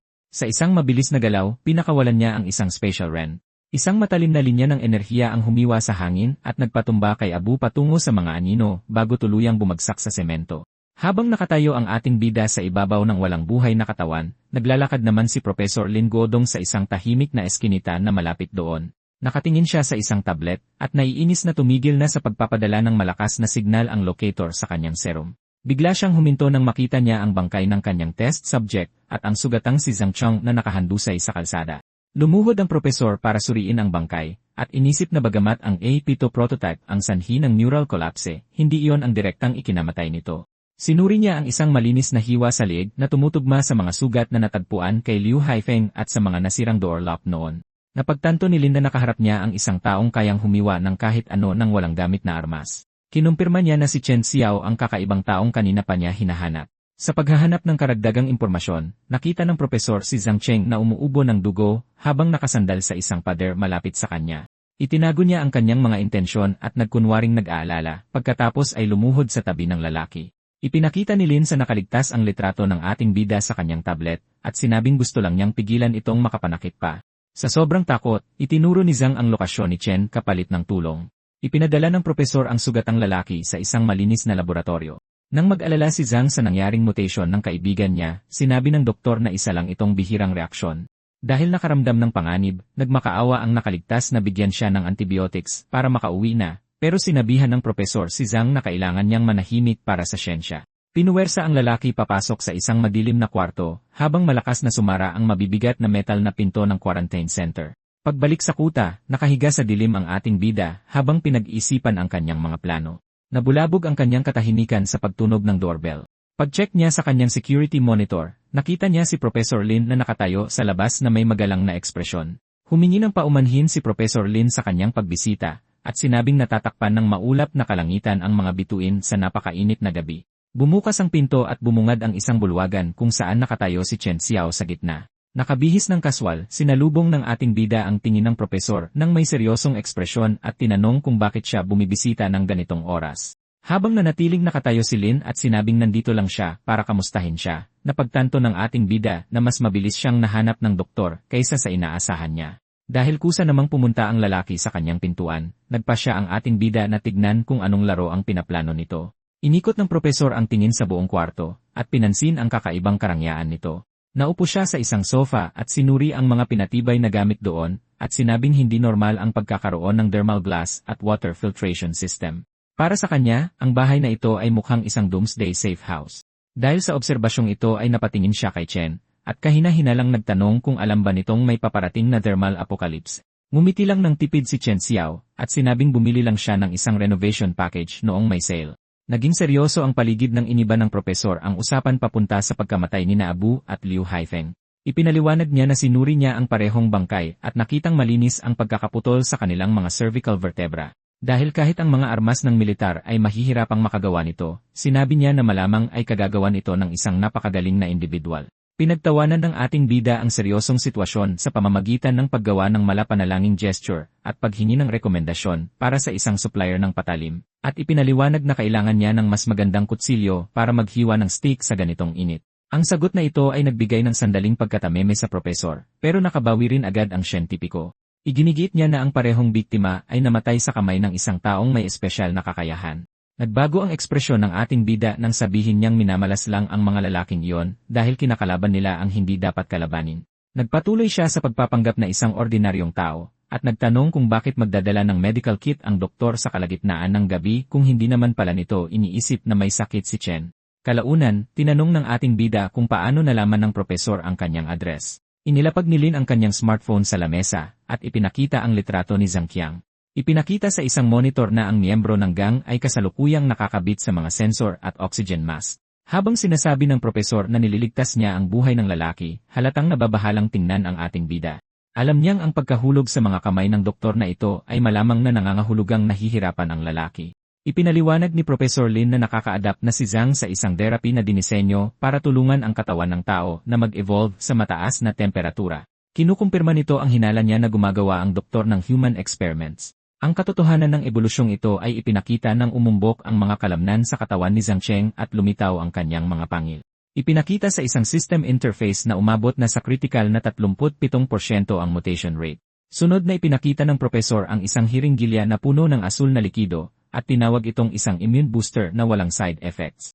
Nanatiling naghihinala si Chen Xiao, at pabirong nagtanong kung lasa ba itong blueberry soda, na nagresulta sa panibagong 6 ng points mula sa pagkatameme ng doktor. Binaliwala ni Lin ang biro at iginiit na dahil wala pang 10% ang survival rate para sa mga tao, dapat na makipagtulungan ang ating bida para mahanap ang susi sa adaptation.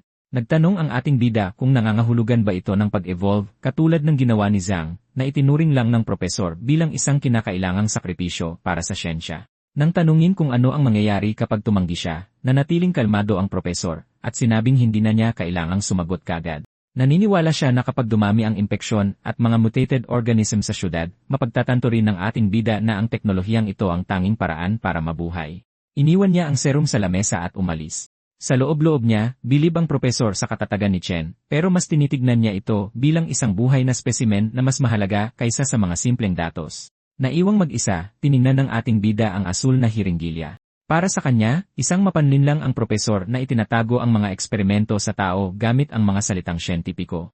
Dahil alam niyang hindi siya matatahimik habang tinutugis siya ng siyentipiko, nagpasya si Chen Xiao na dahil gusto nitong pag-aralan ang ebolusyon, ipapakita niya rito ang totoong bersyon nito.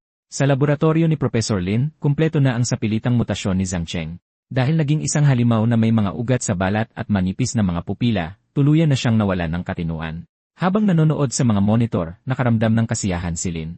Naniniwala siyang ang matinding negatibong emosyon ang naging susi sa tagumpay ng proseso.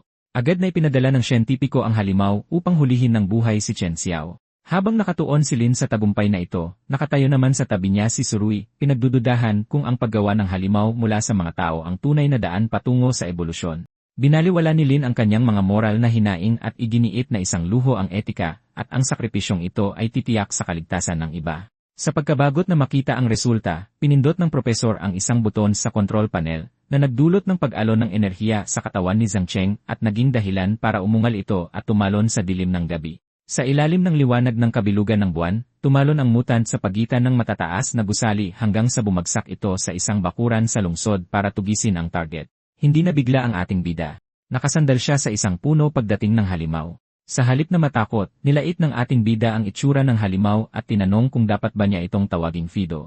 Ang kawalan ng galang na ito ay nagpalitaw ng notification para sa 1,000 rage points.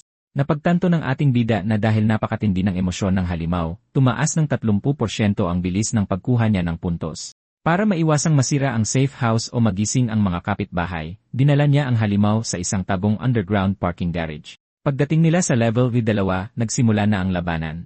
Ikinumpas ni Chen Xiao ang kanyang braso para subukan ang kanyang special rend, pero tumalbog lang ang enerhiya sa braso ni Zhang Cheng. Dahil sa mutasyon, kumapal ang balat nito kaya hindi man lang nasugatan ang halimaw. Nang mapagtantong kailangan pa niyang inisin ang target, patuloy na inasar ng ating bida ang kalaban, tinawag itong tanga at sinabing walang taste ang propesor. Nang aasar pa siyang inalok na ipakilala ang mutant sa isang stylist. Nagwala ang halimaw dahil sa mga panlalait na ito na nagbigay ng 2,000 rage points at nagpatuloy ang mutasyon nito. Pinagmasdan ng ating bida ang pagpilipit ng likod ng halimaw. Lumabas ang matutulis na buto mula sa mga balikat at gulugod nito sa isang stage 2 transformation. Bago pa makapagpalit ng diskarte ang ating bida, biglang umatake ang halimaw at tinamaan siya sa katawan kaya tumilapon siya sa kabilang bahagi ng garahe. Nang huminto siya sa pag-ungos, napagtanto ni Chen Xiao na natusok siya ng mga buto kaya duguan siyang napahandusay sa sahig. Sobrang saya ni Lin sa lab. Inutusan niya si Surui na itala ang mga datos habang nasasaksihan niya ang biglaang ebolusyon na ito. Habang nagdiriwang ang siyentipiko, nakatingin naman ang kanyang assistant nang may matinding takot. Naging malala ang sitwasyon sa garahe nang umungal ang matinik na halimaw sa ating bida na napaluhod sa isang binti. Umabot sa matinding tensyon ang sagupaan sa parking garage habang nakatutok ang nagmutate na si Zhang Cheng sa target niya. Dahil nawalan na ng pagkatao, naging tila boltahe ng enerhiya ang mutant at bumangga kay Chen Xiao. Matindi ang naging pagkakabangga, dahilan para tumilapon ang ating bida sa semento. Habang sapo ang masakit na sugat sa dibdib, nanatiling kalmado at nakapokus ang ating bida.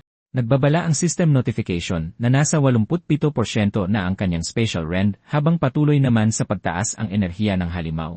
Sa halip na umatras, lalo pang pinanindigan ng ating bida ang kanyang diskarte. Tumayo siya at pinunasan ang dugo sa kanyang labi, piniling gumamit ng psikolohikal na atake para makabawi. Nang aasar niyang tinanong kung naging hedgehog ba ang halimaw dahil sa mga buto nito, at pinaalalahanan ang dating siga na mas matapang pa ito noong isa pa lang itong kriminal sa kalsada. Nang tawagin siya ni Chen na isang asong sumusunod lang sa utos ni Professor Lin, nakakuha ang system ng napakaraming puntos ng galit at kahihiyan. Sa laboratorio, pinapanood ng siyentipiko ang footage at napansin nitong tumaas pa ng 5% ang kapal ng buto ng halimaw dahil sa emosyon nito. Hinikayat ng propesor ang mutant na lampasan ang mga limitasyon nito na nagdulot ng stage 2 evolution. Naglabas si Zhang Cheng ng malakas na enerhiya at nagpakawala ng mga matutulis na buto. Nananatiling kalmado ang ating bida habang bumaon ang mga tinik sa pader. Dahil sinadya niyang pukawin ang galit na ito, naitulak ni Chen Xiao ang bilang ng negatibong emosyon sa limitasyong 30,000. Dahil sa narating na ito, nagawa niyang mabilis na paunlarin ang kakayahan niya bilang Special Rift Annihilation. Umalo ng asul na enerhiya habang lumitaw ang mga mahiwagang kadena sa paligid niya. Itinuro ng ating bida ang daliri sa sumusugod na halimaw habang nabuo ang isang lagusan sa dulo ng kanyang daliri. Binura ng pagsabog na ito ang bahagi ng katawan ng target. Nanigas sa gulat si Zhang Cheng nang maglaho ang kaliwang braso nito at bahagi ng katawan sa loob ng itim na lagusan. Pagbagsak ng mutant, tiningnan ito ng ating bida na walang kahit anong emosyon. Para mag-iwan ng mensahe sa arkitekto ng gulo na ito, pinunit niya ang kwelyo ng kamera sa lig ng mutant. Tinitigan niya ang lente at sinabing hindi sapat ang pinadalang test subject at hinamon ang doktor na magpadala naman ng totoong kalaban sa susunod. Nagka-static ang screen pero tumawa lang ang propesor dahil masyado itong nahuhumaling na makuha ang ganoong espesimen. Pagbalik sa garahe, naghanda ang ating bida na tapusin ang huling paniningil. Ipinatong niya ang kanyang kamay sa ulo ng sugatang halimaw at binigyan ito ng huling awa habang naglalaho ang liwanag sa mga mata nito. Hindi nagtagal ang katahimikan nang umalingaw-ngaw ang tunog ng pagpalakpak sa garahe. At lumabas mula sa dilim ang isang lalaking nakasuot ng teal suit. Nakita ni Chen Xiao ang isang lalaking may buhok na blonde na nagngangalang Chen Shixing na lumalabas mula sa dilim. Pinunasan ng estranghero ang kanyang bibig gamit ang panyo habang pinupuna ang matapang na amoy ng kamatayan. Pinagmasdan siya ng ating bida nang may pagdududa ng sabihin ng lalaki na ang panahon ng kawalan ng pag-asa na ito ay oras na para bumangon ang mga Diyos. Ang nakakalitong mga salitang ito ay nagtulak sa ating bida na maghanda para sa panibagong laban habang umiikot ang puting special energy sa kanyang mga daliri. Hindi na tinag ang lalaking nakaswit at tila bumilib pa sa mapanirang kapangyarihan na ipinakita. Niliwanag niyang maliwanag na hindi si Chen Xiao ang isa sa mga palpak na produkto ni Professor Lin Godong. Nang mabanggit ang profesor ay naging alerto ang ating bida at pinilit alamin kung magkasabwat ang dalawa. Iginiit ni Chen Shixing na magkasalungat sila, na isa siyang tagapagtanggol na sinusubukang pigilan ang mas marami pang trahedya. Inamin niyang siya ang lihim na nagpadala ng babala sa ating bida tungkol sa doktor kanina. Nang tanungin ni Chen Xiao kung paano nalaman ng isang estranghero ang kanyang pribadong numero, iniangat ng lalaki ang isang itim na card na may nakaukit na helix at isang barko.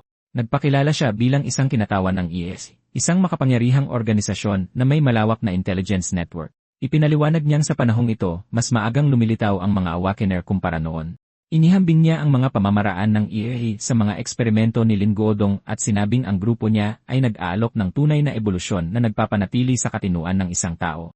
Inilarawan niya ang isang elite na grupo na nakatakdang makaligtas sa paparating na gulo, inaalok ang ating bida ng daan para lagpasan ang kamatayan.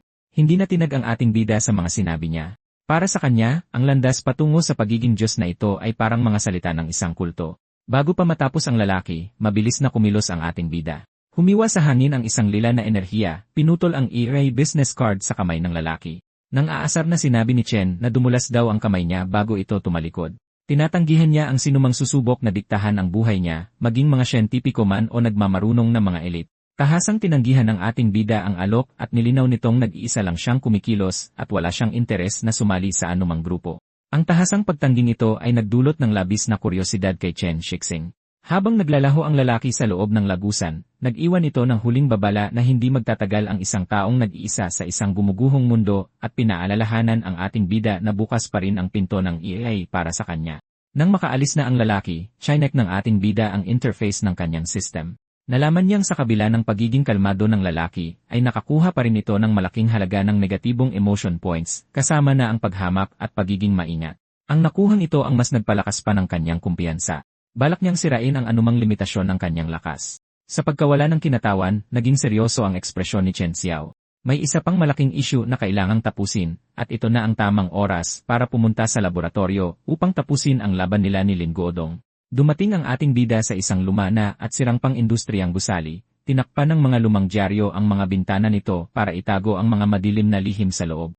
Dahil kailangan niyang makapasok, pinitik ng ating bida ang kanyang mga daliri upang palabasin ang mga kislap ng special energy. Lumikha ito ng matalas at lilang siwang, na naging daan para lampasan ng ating bida ang mabibigat na metal na pinto at biglang maglaho papasok sa mismong gusali.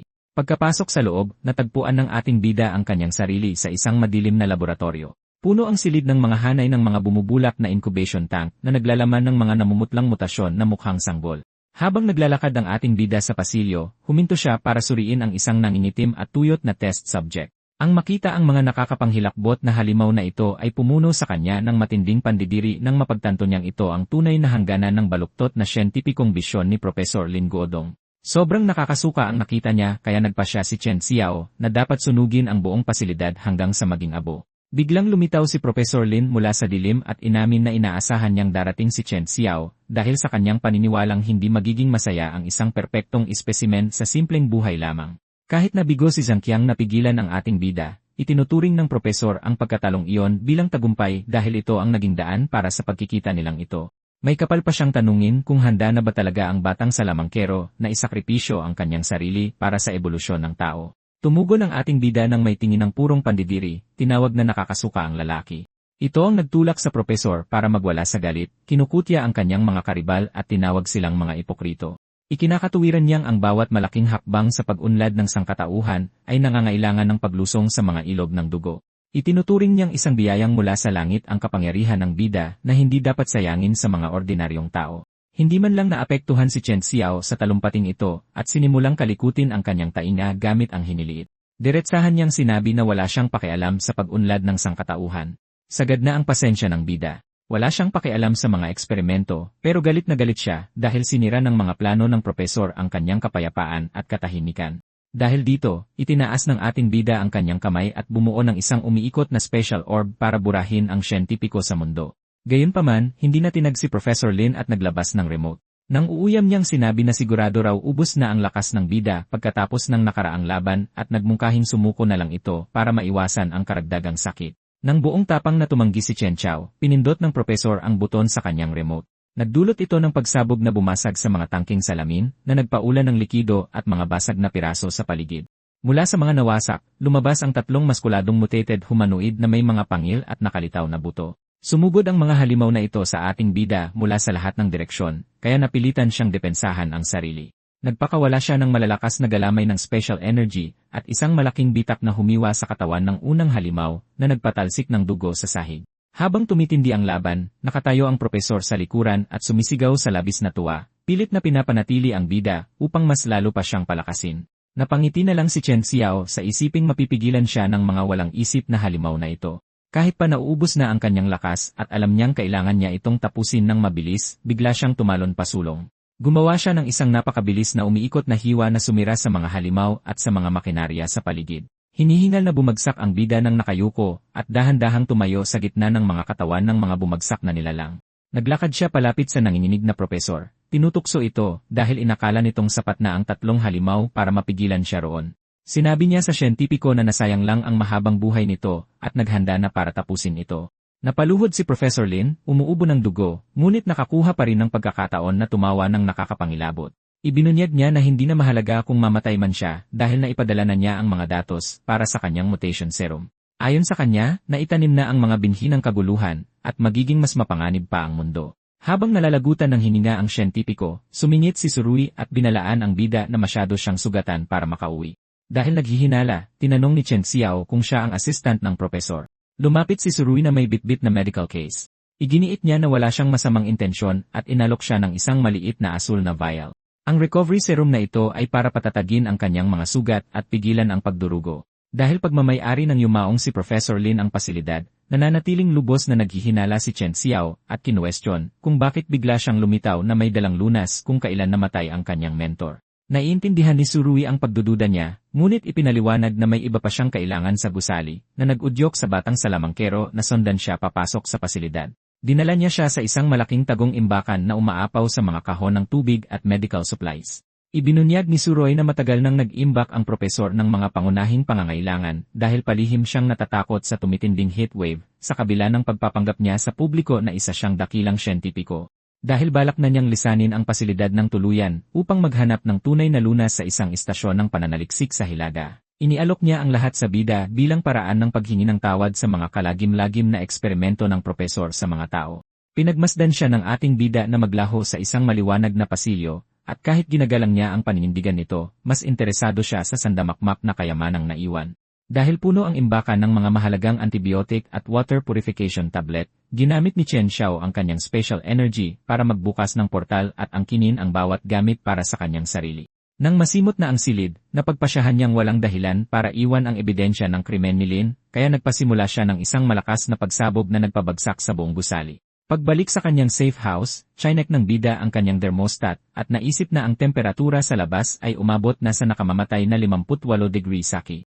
Ang sobrang init na ito ay nagdulot ng isang pandaigdigang sakuna, tinutunaw ang permafrost at kinukulong ang mundo sa isang walang balikan na greenhouse cycle na pumapatay sa mga tao. Tiningnan ng ating bida ang kanyang system panel at nadiskubreng kulang siya sa mga negative emotion points na kailangan para mai-upgrade ang kanyang spatial storage.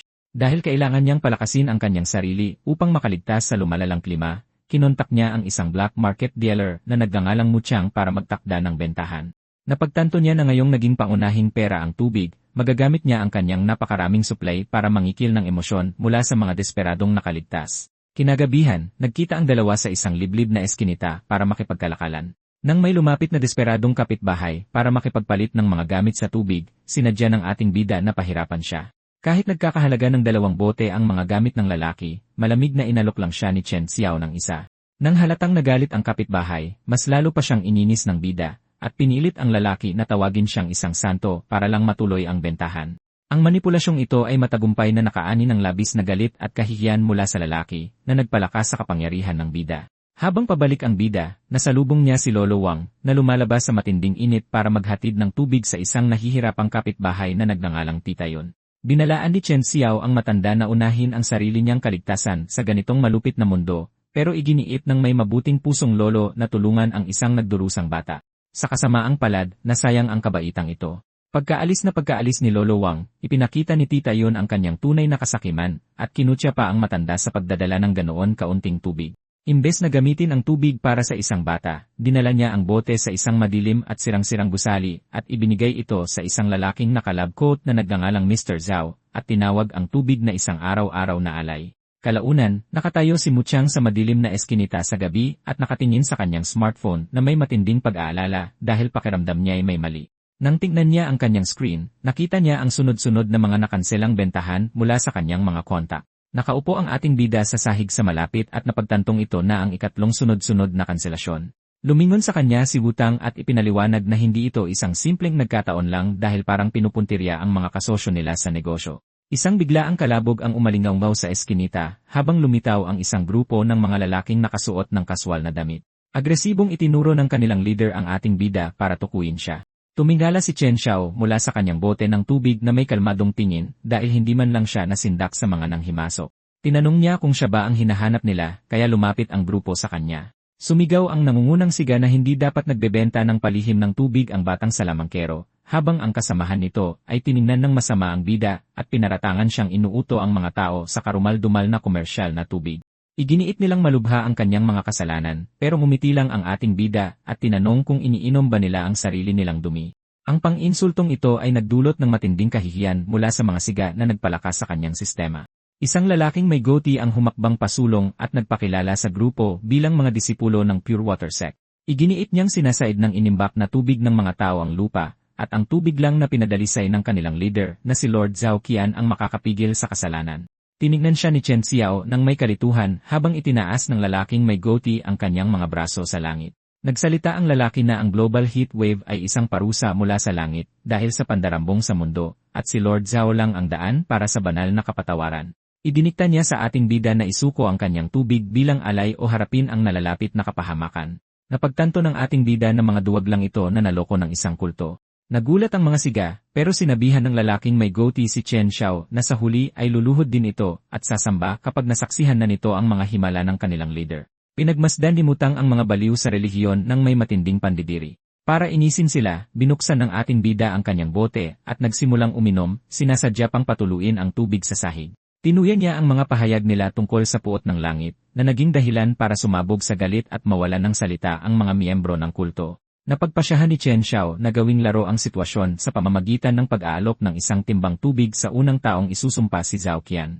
Kahit na sumisigaw ang lalaking may goatee tungkol sa pamumusong, nagsimulang mag-alinlangan ang mga siga sa likuran niya dahil desperado silang uminom. Nang kumpirmahin ng ating bida na tutuparin niya ang kanyang salita, nasira ang tensyon. Sumigaw ng pang-insulto ang isa sa mga siga sa kanilang leader, kaya tinalikuran ng lalaking may goatee ang sarili niyang mga tao sa sobrang kaba. Sumiklab ang matinding kaguluhan habang nagsimulang mag-away-away ang mga siga para makuha ang ipinangakong tubig.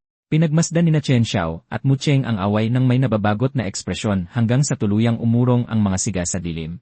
Nakahinga ng maluwag si Mucheng dahil hindi nila ginalaw ang ating bida, pero alam ni Chen na hindi ito ganoon kasimple. Nauunawaan niya na kung patuloy silang makikialam sa kanyang negosyo, kakailanganin niya silang patumbahin hanggang sa ugat. Lumipat ang eksena sa isang kalye sa lungsod na nagkalat ang mga poster ng kulto na nagsasabing nalalapit na ang katapusan ng mundo. Dumating ang ating bida sa isang madilim na Gothic cathedral sa ilalim ng higanteng buwan ngayong alam niyang magdudulot ng galit sa publiko ang paggamit ng karahasan. Gusto niyang mapanatili ang magandang reputasyon para patuloy siyang makaani ng mga negatibong emosyon mula sa publiko. Sumilip siya sa isang basag na bintanang Gothic para pagmasdan ang loob at alamin kung sino talaga si Zhao Qian. Sa loob ng katedral, nakaupo si Zhao sa isang magarbong trono.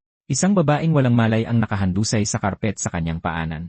Sinabihan ni Zhao Qian ang mga nanonood na miyembro ng kulto na magmasid ng maigi habang dahan-dahan siyang nagbuhos ng isang bote ng tubig sa ulo at dibdib ng babae. Pagtama ng tubig sa kanyang mukha, humabol siya ng hininga at nagising. Naghiyawan at umiyak sa pasasalamat ang mga miyembro ng kulto sa mga upuan dahil sa paniniwala nilang nakagaling sa kanyang heat stroke ang ilang patak ng tubig. Habang isinusumpa nila ang kanilang walang hanggang katapatan, nagmamasid si Chen Xiao mula sa bintana na may halong pagdududa. Iniisip niya kung isa lang bayarang artista ang babae o kung isa talagang kapwa awakener si Zhao Chen na may espesyal na kapangyarihan. Sa loob ng katedral, ang babaeng tila gumaling mula sa heat stroke ay lumuhod sa harap ng altar sa sobrang desperasyon. Nagmamakaawa siyang maglingkod kay Lord Zhao Chen bilang paraan ng pagganti sa pagliligtas sa kanyang buhay, pero napanatili ng leader ng kulto ang kanyang banal at seryosong anyo. Tiniyak niya sa babae na kinikilala ng mga Diyos ang bawat alay na inihandog, habang sabay na binalaan ang mga tao na ang kasalukuyang global heat wave ay talagang isang banal na pagpuksa na inilaan para parusahan ang mga sakim. Ayon sa kanya, ang kaligtasan ay nakalaan lang sa mga nagtitiwala ng buong buo sa kanyang pamumuno. Pagkatapos ay inutusan niya ang mga nagkakatipong lalaki na isuko ang kanilang mga maruruming supply ng tubig, na naangakong padadalisayin niya ang mga ito sa ngalan ng mga Diyos. Nakatayo ang ating bida sa likuran ng kumpol ng mga taong ito kung saan agad siyang napansin ng parehong mga siga na pinahiya niya sa eskinita. Gumalaw sila ng may puot, isinisigaw na ang isang ereheng tulad niya ay walang karapatang pumasok sa kanilang sagradong lugar. Gayunpaman, mabilis na nag-iba ng taktika si Chen Xiao at gumawa ng isang madramang pagpapanggap ng pagsisisi. Pinagdikit niya ang kanyang mga palad at umiyak na bulag daw siya sa katotohanan na sinasabing ang papatinding init at kakulangan sa tubig ang tuluyang nagpatakot at nagpasuko sa kanya. Para mas maging kapanipaniwala ang pag-arte, lumuhod ang ating bida at yumuko sa harap ni Zhao Qian, nagmamakaawa ng kaligtasan at inialay ang lahat ng kanyang mga diumanoy maruruming ari-arian. Nang tumingala ang binata, tumambad ang napakaraming asul na lalagyan ng tubig na nakasalansan sa likuran niya. Labis na ikinagulat ng mga miyembro ng kulto ang nakita nila dahil sa dami ng reserbang tubig na yon. Tiningnan ni Zhao Qian ang bida mula sa kanyang salamin, kinikilala ang mabibigat nitong kasalanan pero nagdesisyong magpanggap bilang isang mapagpatawad na pastol. Sinabi niya sa binata na handang magbigay ng pangalawang pagkakataon ang mga Diyos sa isang ligaw na tupa dahil nagbabagong buhay na ito. Habang nananatili siyang nakaluhod na parang sunod-sunuran, seryoso at maingat na inoobserbahan ng ating bida ang panlolokong ito. Napagtanto niya na kinukumpiska lang ni Zhao Qian ang tubig ng lahat at ibinabalik lang ang katiting para manatili silang umaasa sa kanya, at duda siyang tatagal ng isang buwan ang karamihan sa mga tagasunod na ito. Biglang naantala ang eksena ng isang lalaking nagmamadaling pumasok para sabihin kay Auntie Ion na hinimatay ang kanyang apo dahil sa heat stroke. Naguluhan si Auntie Ion dahil pinapainom naman niya ang bata ng banal na tubig ng kulto, pero nakilala siya ni Chen Xiao mula sa dilim. Naisip niya na ang babaeng ito ang nagsinungaling kay Lolo Wang noon na may sakit ang bata para lang manakaw ang tubig niya. Dahil nahaharap na sa totoong krisis, nagpatira pa si Auntie Ion sa paanan ng pinuno at nag-alok ng dobleng alay para lang iligtas ang bata. Sumagot si Zhao Qian nang walang anumang pakialam at malamig na nagpaliwanag na hindi mangayaya ang mga Diyos. Sinabi niya dito na kung hindi tumalab ang tubig, ibig sabihin lang ay hindi sapat ang debosyon niya. Binaliwala niya ang paghihinagpis nito at inanunsyo sa buong kongregasyon na magsasagawa siya ng totoong himala sa tanghali ng susunod na araw. Habang papalayo ang pinuno, nilapitan ng lalaking may goatee ang ating bida at inabutan ng puting armband na may logo ng sekta. Sinabi niya sa bida na suotin ito bilang simbolo ng kanyang bagong pagiging miyembro at binalaan siyang huwag kalimutan ang bigat ng mga dati nitong kasalanan. Ikinabit ni Chen Xiao ang armband sa kanyang braso nang may maamong tingin, pero pagtalikod niya, napalitan ng mapanuyang ngisi ang kanyang mukha. Alam niyang mga uto-uto ang mga taong ito dahil palihim na siyang naglagay ng mga tracker sa mga ibinigay niyang lalagyan ng tubig. Sinundan ng ating bida ang signal at binagtas ang isang madilim na pasilyo sa loob ng pasilidad at ginamit ang kanyang special energy para buksan ang isang nakakandadong pinto. Sa loob, natagpuan niya ang isang sikretong bodega na puno ng mga mamahaling pagkain at inumin na nagpatunay na ang banal na tubig ay palusot lang ni Zhao Qian para magkamal ng mga luho. Habang nagtatago sa pagitan ng mga estante, pinanood ng ating bida ang pagpasok ng pinuno kasama ang babaeng kulay tsokolate ang buhok mula sa seremonya kanina. Mukhang maputla at pagod ang babae, pero imbes na kaawaan, malakas siyang sinampal ni Zhao Qian sa mukha. Pinagalitan siya nito dahil mukha siyang may sakit at inutusang galingan pa ang pag-arte para patuloy na maniwala ang mga tao sa mga himala niya. Napabagsak sa sahig ang babae at sinubukang magpaliwanag na masyadong nakakaubos ng lakas ang paggamit ng kanyang abilidad, pero binaliwala lang siya ni Zhao Qian at tinawag na walang kwentang basura. Pinapanood ang lahat ng ito mula sa dilim, napagtanto ng batang salamangkero na ang babae ang totoong may supernatural na kapangyarihan, hindi ang pinuno. Dahil sa natuklasang ito, isang nakakatakot na ngiti ang namutawi sa labi ng bida, habang unti-unti siyang bumubuo ng bagong plano para samantalahin ang sitwasyon. Dahil may heat stroke ang apo ni Auntie Ion, palihim na pinasok ni Chen Xiao ang isang apartment building sa gitna ng hamog ng gabi. Pumasok ang ating bida sa kwarto ng bata at tumayo sa tabi niya habang natutulog. Para masigurong gagaling siya, naghagis ang binata ng mga bote ng tubig sa kama niya. Dahil sa biglaang pagpasok na ito, nagising ang bata sa matinding takot at nagtanong kung sino siya. Hindi nagpakilala ang ating bida, at sa halip ay umupo siya malapit sa bintana at malamig na sinabi sa bata na inumin ang tubig at palipasin ang gabi kung gusto nitong malaman ang mga sagot. Kinabukasan, pagsapit ng tanghaling tapat, nagtipon-tipon ang malaking pulutong ng mga tao sa labas ng katedral sa ilalim ng tirik na araw para sa ipinangakong himala. Nakaupo si Zhao Qian sa entablado habang gumagamit ng nagliliyab na solar aura para kumbinsihin ang mga miyembro ng kulto na pinoprotektahan siya ng kanyang pagkabanal mula sa 58 degrees na init. Tagumpay na nalinlang ng palabas na ito ang mga tagasunod tulad ni Auntie Ion na manghamanghang nanonood habang lumuluha. Gayunpaman, nakatayo ang ating bida sa gitna ng pulutong na may mapangutyang ekspresyon dahil booking na niya ang panloloko. Napagtanto niyang ginagamit lang ng pinuno ng kulto ang abilidad ng batang babaeng awakener na nakatayo sa likuran nito. Habang ginagamit ng babae ang kanyang enerhiya para panatilihin ang ilusyon ng panlaban sa init, nagpasya si Chen Xiao na subukan ang isang teorya.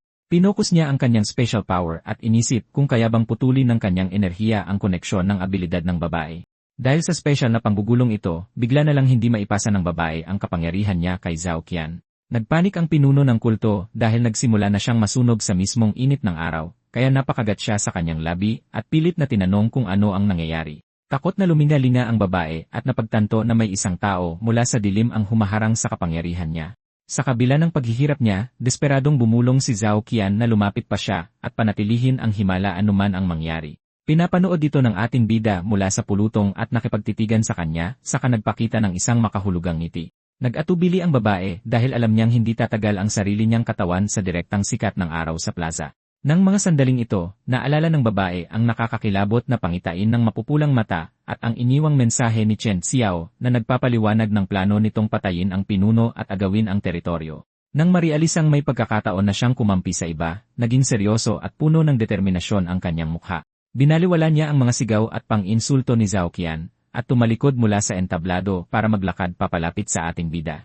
Pagkalapit niya, inakap niya ang bewang nito para ipakita ang bago niyang katapatan.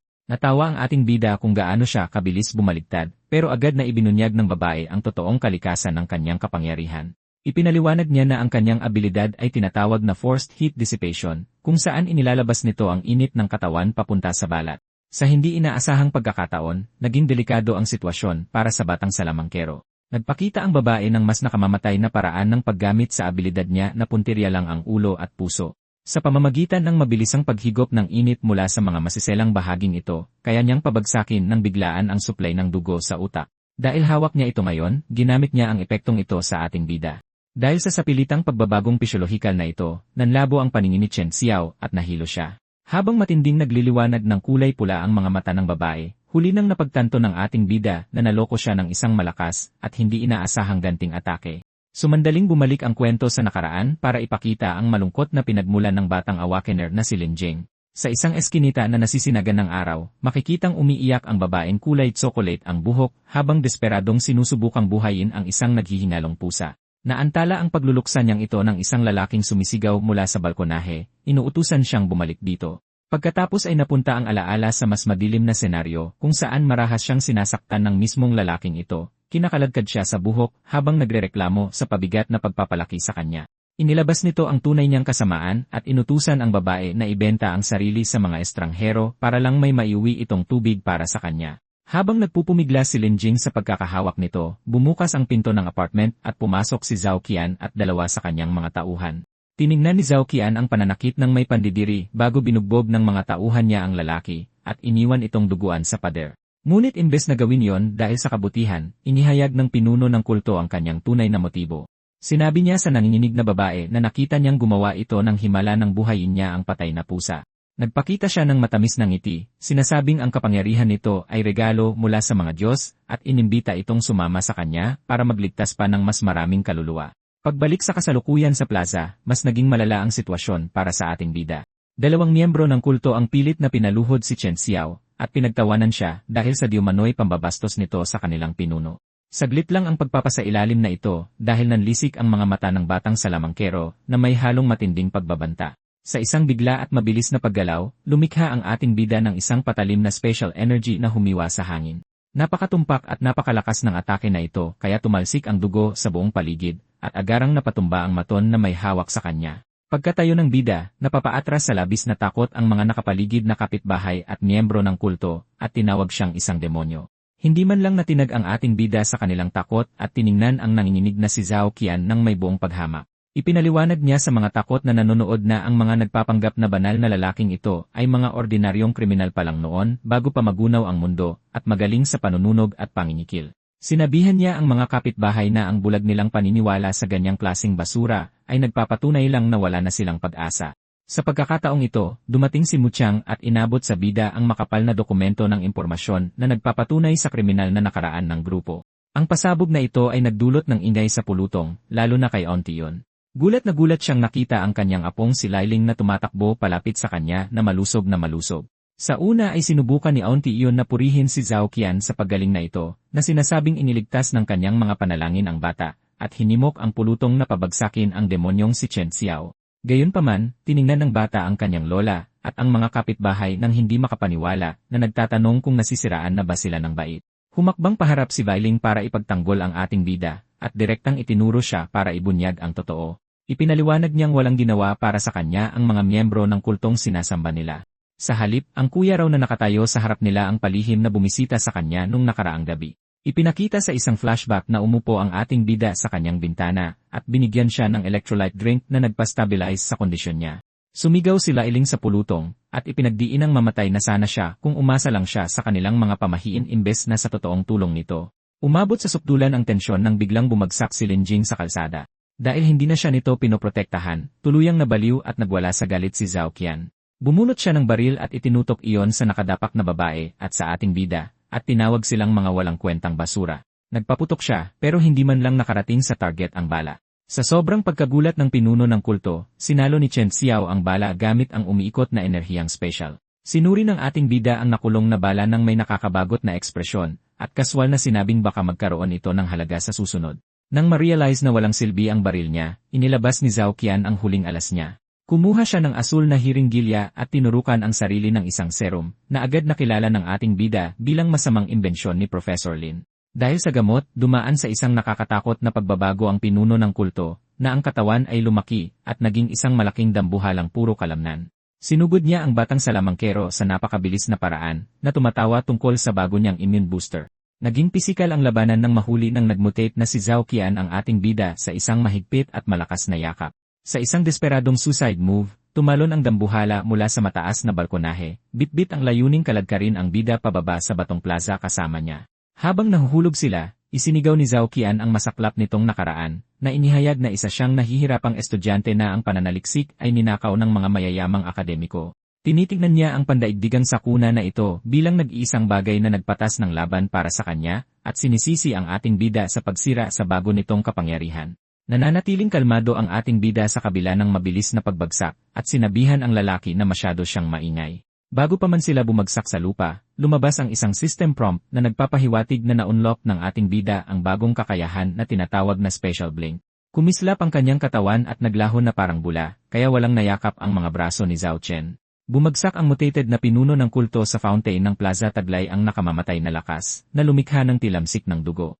Ligtas na nakatayo sa malapit, nakatingin si Chen Xiao sa wasak na katawan ng kanyang kaaway, at napagtantong ang tanging pagkakamali ng lalaki ay ang banggain siya. Binalot ng nakakabinging katahimikan ang plaza pagkatapos ng karumal-dumal na wakas ni Zhao Chen. Malamig at walang emosyong nakatayo si Chen Xiao, at ang kanyang special powers ay nagdulot ng labis na takot sa mga natitirang miyembro ng kulto kaya tinawag nila siyang gumagamit ng itim na mahika. Binaliwala niya ang kanilang mga tili, at itinuon ang pansin sa walang malay na si Linjing. Sa mabilis na pagsusuri, nakita niyang wala itong pisikal na pinsala. Hinimatay lang siya dahil sa matinding gulat mula sa labanan at sa labis na pagkahapon ng kanyang mga kakayahan. Upang tulungan siya, nagbukas ng umiikot na portal ang batang mage at dumukot sa kawalan para kumuha ng isang bote ng tubig. Ang gawang ito ng awa ay nag-apoy sa galit ng mga natitirang miyembro ng kulto, lalo na kay Tita Yon. Itinuro niya ang nakahandusay na babae nang may mukhang gusot sa paghati. Isinisigaw na si Linjing ay isang kasuklam-suklam na halimaw na ginayuma ang kanilang pinuno patungo sa kalunos-lunos nitong wakas. Nang subukan ng pulutong na harangan ang kanyang daan, tumugon ang bida ng may nakamamatay na pulang mga mata habang nagbibigay ng huling babala na tumabi silang lahat sa kanyang dinaraanan. Sa kasamaang palad, tumanggi ang matandang miyembro ng kulto na umatras. Sinubukan niyang tipunin ang kanyang mga tagasunod upang palibutan ang ating bida, at iginiit na linisin nila ang kaluluwa ng binata gamit ang mga himno ng papuri.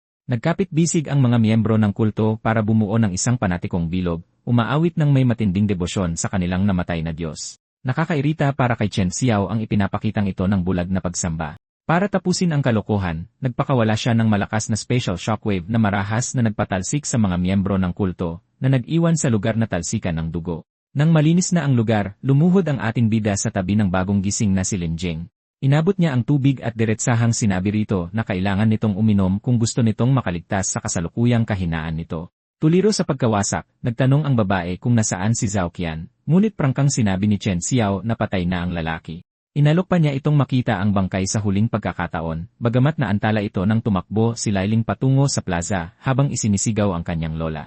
Gayunpaman, umabot na si tita yun sa kanyang sukdulang pagkasira ng isip dahil napagtanto niyang nakabuo ang kanyang pananampalataya sa kasinungalingan at walang mga Diyos na sasagip sa kanya, kaya pakiramdam niya ay wala na siyang matatakbuhan. Sa matinding kawalan ng pag-asa, pinili niyang tapusin ang kanyang buhay sa pamamagitan ng pagtalon mula sa isang balkonahe. Kahit na labis na nasaktan si Lailing sa nakita, nagpakita ang batang babae ng nakakagulat na tatag. Habang yakap ang ating bida, ipinaliwanag niyang ayaw niyang matulad sa kanyang lola na sumuko sa buhay at sa sariling pamilya alang-alang sa mga maling paniniwala.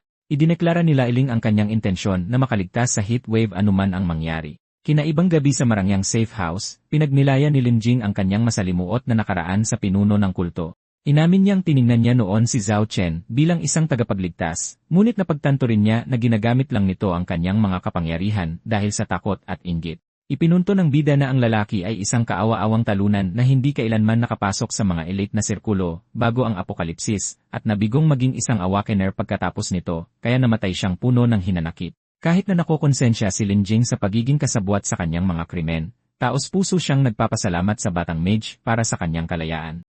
Nagdagdag ng sigla si Lailing sa malungkot na hangin sa pagtatanong kung bakit babarilin ng kulto ang isang kasing ganda ni Lin Jing na nag-udyok sa babae na isiping totoo ang mga bali-balita na walang interes sa mga babae ang pinuno. Ngayong buwag na ang kulto, itinuo ni Chen Xiao ang kanyang pansin sa pangmatagalang kaligtasan. Tiningnan niya ang mga nakaligtas na nagtipon sa plaza, kinakalkula ang kanyang susunod na hakbang. Kahit na may kapangyarihan siyang angkinin ang lahat ng naipong tubig para sa kanyang sarili, napagpasyahan niyang mas makabubuti ang pagtatag ng kontrol sa distrito. Kinausap niya ang pulutong ng may otoridad, nangangakong ibabahagi ang mga supply ng tubig basta't susundin nila ang kanyang mahigpit na mga utos. Habang nanonood ng may matinding pagdududa ang kanyang kasamang si Mu Chang, napanatili ng ating bida ang isang makahulugang ngiti, na isinasagawa na ang isang plano para palawakin ang kanyang impluensya. Nagsimulang formalisahin ng bida ang kanyang kapangyarihan sa pamamagitan ng pagsasara ng apartment building gamit ang mga opisyal na babala. Sa loob ng property office, pinilit niya ang kasalukuyang pamunuan na ilipat sa kanya ang buong gusali sa pamamagitan ng isang property transfer agreement kapalit ng tubig. Nabigla si Mu Chang sa tindi ng hakbang na ito, ngunit walang anumang pagsisisi si Chen Xiao. Ipinaliwanag niya na ang pagkakaroon ng isang palapag ay hindi na sapat para sa kanyang mga pangangailangan. Sa halip, balak niyang baguhin ang buong gusali at gawing isang malaking hindi matitibag na Doomsday Fortress. Sa kanyang nakaraang buhay, nasaksihan ni Chen Xiao ang pagbagsak ng mundo nang umabot ang temperatura sa mapaminsalang 56 degrees Celsius, habang ang init sa ibabaw ay pumalo ng 78 degrees Celsius. Dahil naaalala niya ang unti-unting lagim ng pagmamasid sa mga naglalakihang gusali na tumagilid at gumuho sa ilalim ng matinding init, alam na alam niya kung gaano kapanganib ang kanilang kasalukuyang sitwasyon. Naiintindihan niyang kahit masama ang lagay ngayon, ang ikalawang heat wave ay magiging mas malupit, nalalambot sa mga steel rebar, at magdudulot sa mga high-rise na bumagsak na parang mga bato. Kaya naman kumuha ng inisyatiba ang ating bida na kunin ang mga kontrata ng ari-arian at mga legal na dokumento para sa kanyang buong gusali. Sa kabutihang palad, nagtiwala ang mga natitirang residente sa kanyang pasya, at pumayag na lumikas, na nagbigay daan sa kanya na simulan ang kinakailangang mga pagbabago upang patibayin ang istruktura laban sa parating na apokalipsis. Sa telebisyon, nagmungkahi ang isang news anchor na ang kasalukuyang 30 araw na heat wave ay maaaring humuhupa na, bagamat nagbabala siya na maaaring tumaas muli ang mga temperatura. Hindi napigilan ng ating bida na ngumisi sa paggamit niya ng salitang maaari dahil tiyak niyang ang pinakamasama ay parating pa lamang. Gayunpaman, habang pansamantalang bumaba ang init, maingat na lumalabas ang mga tao ng Luo City upang masiyahan sa simoy ng sariwang hangin sa unang pagkakataon matapos ang tila napakatagal na panahon. Napagtanto ng ating bida na ang maikling panahong ito ng bahagyang kaginhawaan ay ang perpektong oras upang magsimula ng konstruksyon, ngunit may ilan pa siyang dapat ayusin sa loob ng kanyang sariling safe house bago iyon. Sa loob ng apartment, natagpuan ng batang mage si Liling na kaswal na nagmemeryenda sa sofa at prangkang tinanong ito kung kailan ito balak umalis. Sa halip na masaktan, binigyan siya ng batang babae ng isang pilyang tingin at tinanong kung pinapalayas na ba siya nito. Agad niyang pinatunayan ang kanyang halaga sa pamamagitan ng pagturo sa isang malaking lamok at pagsunog dito gamit ang isang malaking kidlat ng kuryente. Dahil kumukonsumo ng masyadong maraming gas ang mga generator at pumapalya ang mga solar panel sa matinding init, napagtanto ng ating bida na ang pagkakaroon ng human battery na kayang lumikha ng kuryente ay isang napakalaking estratehikong kalamangan. Dahil dito, sinabi niya rito na maaari itong manatili hanggat gusto nito, na nagtulak sa nasasabik na bata na tumakbo para silipin ang paglipat ni Linjing. Sumunod ang bida, pinagninilayan kung gaano kahalaga ang kakayahan ni Linjing sa pag-alis ng init sa mundong literal na niluluto. Kinumbinsi niya itong lumipat sa gusali lalo na upang magamit niya ito at maprotektahan ng mas maayos. Sa pagbaba sa hagdan, biglang naalala ni Liling na nakalimutan niya ang isang housewarming gift kaya mabilis siyang bumalik na nag-iwan kay Chen Xiao na matagpuan ang nakabukas na pinto ni Linjing. Pagpasok niya sa loob, hindi sinasadyang naabutan niya itong kakatapos lang maligo. Nagdulot ito ng isang magulong sandali ng matinding pagkapula at pagkataranta kung saan pareho silang napasigaw sa hiya. Sinubukan ng ating bida na ipagtanggol ang sarili sa pamamagitan ng pagtatanong kung bakit hindi nakakandado ang pinto, ngunit galit na isinumbat ni Lin na hindi pa nga nito nabibigay ang mga susi ng bago niyang tirahan. Nang mawala ang inisyal na pagkagulat, tumayo ang batang mage sa pasilyo na nakadarama ng labis na pagkadismaya. Seryosong tinanong niya si Linjing kung sigurado itong hindi niya pagsisisihan ang paglipat kasama siya, at inisip kung natatakot itong baka maging halimaw din siya tulad ni Zhao Qian. Nakasandal sa pinto mula sa loob, ipinaliwanag ni Linjing na kahit alam niyang gusto nitong gamitin ang kanyang kapangyarihan, naniniwala siyang isa itong taong maninindigan sa kanyang moralidad kahit pa itinataguyod ang sariling mga interes. Inisyan lang ng ating bida ang ideya, habang sinasabing hindi mahuhulaan ang hinaharap, ngunit tinanggap pa rin niya ang presensya nito. Pagkaraang makapag-ayos, lumipat ang grupo sa bodega para simulan ang mabibigat na gawain. Kinuha ni Linjing ang pamamahala sa pamamahagi ng tubig, itinuturing ang nakakapagod na trabaho bilang pambayad sala sa nakaraan niya sa kulto. Habang iniaayos ang bulwagan, nag-usap ng masinsinan ang bida at si Linjing sa tapat ng isang tablet. Ngayong isa na silang buong koponan, sinimulan nilang balangkasin ang susunod nilang hakbang habang ang mundo sa labas ay patuloy sa unti-unti at hindi mapipigilang pagbagsak nito. Ikapitong araw na ngayon simula ng pansamantalang humupa ang matinding init, at isang mataas na apartment building ang nakatayo sa ilalim ng maulap na kalangitan. Sa pasukan, dalawang lalaki ang nagsisilbing mga bantay upang subaybayan kung sino ang labas-masok. Sinasalamin ng maayos na seguridad na ito ang bagong kaayusan sa loob ng istruktura. Sa pagbaba ng temperatura, nakasanayan na ng mga residente sa mas mabababang palapag ang isang komportableng pamumuhay. Sa ika-2 palapag, tahimik na nagdidilig ng kanyang mga halaman si Lolo Wang habang nirepaso ni Linjing ang mga dokumento. Pag-akyat sa ika-3 palapag, nilalasap ni Namuchang at Liuyu ang bihirang luho ng gumaganang air conditioning. Nagbigay pa ang ating bida ng espasyo para kay Liling sa ika-4 na palapag kung saan ginugugol ng batang babae ang kanyang oras sa paglalaro ng kanyang gaming konsol. Nakatayo si Chen Xiao sa balkonahe ng high-rise habang nakatingin sa ibaba sa bakuran, ngunit malayo sa pagka-relax ang kanyang isipan. Kahit na na-upgrade niya ang mga internal circuit sa panahon ng malamig na klima, napagtanto niyang ang pagbuo ng isang tunay na defense system para sa buong complex ay nangangailangan ng mga mapagkukunang higit pa sa kaya ng isang normal na tao. Dahil limitado ang kanyang pondo, napilitan ang batang mage na isaalang-alang ang kanyang susunod na hakbang. Naantala ang kanyang pag-iisip nang mamataan niya ang isang grupo ng mga dayong thug na nagkakatipon malapit sa isang sasakyan sa ibaba. Narinig ng kanilang leader na may asul na buhok ang mga bali-balita tungkol sa malaking supply ng tubig sa gusali at nagpa siyang manguna sa isang paglusob. Dahil mayabang ang boss at tinuturing ang Low City bilang isang maliit na premyo, inutusan niya ang kanyang mga tauhan na wasakin na lang ang lugar at kunin ang anumang gusto nila. Agad na pumalpak ang planong ito. Makalipas ang maikling panahon, nagkalat sa bakuran ang mga walang malay na thug habang ang kanilang leader ay nananatiling nakaluhod sa matinding pagkatalo. Kalmadong inaayos ng ating bida ang kanyang pulso, na ginamit ang paghaharap na ito bilang paraan para magtatag ng dominasyon. Ngayong maraming kriminal ang kasalukuyang tumatakas patawid sa mga hangganan ng probinsya upang takasan ang pagbabago ng klima, alam ni Chen Xiao na dapat siyang maging matatag. Bilang resulta ng pagpapakitang gilas na ito, natutong lumayo ang mga lokal at dayong gang sa kanyang kompleks na nagbigay daan sa gusali na manatiling pambihirang mapayapa paglubog ng araw. Sa kasamaang palad, nakatawag ng maling uri ng atensyon ang kapayapaang ito. Sa command center ng provisional government, napansin ng isang pekladong opisyal ng militar na habang nahuhulog sa kaguluhan ang natitirang bahagi ng Lu City, isang residential complex ang kahina-hinalang matatag. Naalala niyang ito rin ang lugar kung saan kamakailan ay nalipol ang isang mapanganib na kulto, kaya nakaramdam siya ng kaba. Kahit na ikinakatwiran ng kanyang mga nasasakupan na kulang sila sa mapagkukunan para harapin ang maliliit na alitan ng gang, sinunod ng opisyal ang kanyang kutob na may mas malaking nangyayari. Nirepaso niya ang CCTV footage mula sa katedral at nagulat nang makitang biglang naglaho sa hangin si Chen Xiao at lumitaw ng walang galos sa isang bubong. Sa pagkilala rito bilang isang supernatural na anomalya, agad nag-utos ang opisyal sa isang tactical team upang imbestigahan ang gusali. Sa lilim ng gabi, lumapit sa kompleks ang isang eskwadran sa berdeng gamit militar. Propesyonal at maingat sila, gamit ang isang scanning device para matukoy at mailihis ang bitag ng electric grid bago pa ito makapagbigay ng babala sa mga residente. Nakarating sila sa pinto ng isang unit at gumamit ng decryption device para i-bypass ang electronic lock. Nang mabuksan ang pinto, 3 sundalo ang sumugod sa madilim na apartment habang nakatutok ang kanilang mga rifle, inaasahang may isang mapanganib na kalaban. Sa halip, nakita nila si Liling na nakatayo sa gitna ng silid habang kinukusot ang kanyang mga mata. Dahil sa sobrang pagod, inisip muna ng batang babae kung naghahalusinate lang siya dahil sa video games. Sandaling naguluhan ang mga sundalo nang makita ang isang bata, pero nagdesisyon ang leader nila na hulihin pa rin siya para masiguro ang kaligtasan ng kwarto. Ito ay isang napakalaking pagkakamali.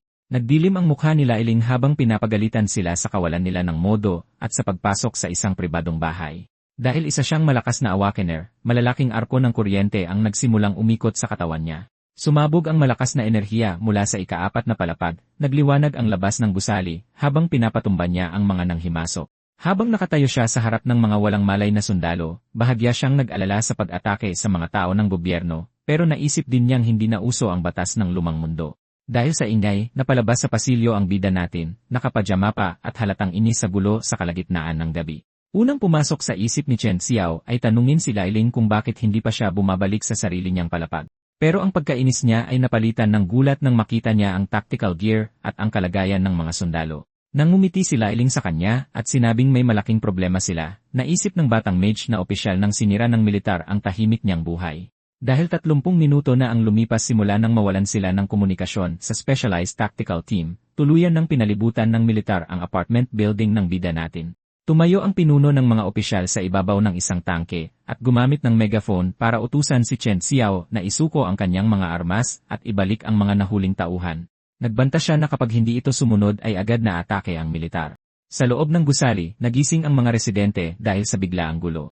Napabangon si Muchang sa kama niya at hindi makapaniwalang nakatingin sa bintana nang makita niyang may 3 tangking nakaparada mismo sa bakuran nila. Sa ibang kwarto, sumilip si Linjing mula sa kortina niya nang may matinding pag-aalala at nagtatanong kung bakit dumating ang militar nang may ganoong puwersa. Pati si Lolo Wang ay napatingin sa pasilyo ng naguguluhan.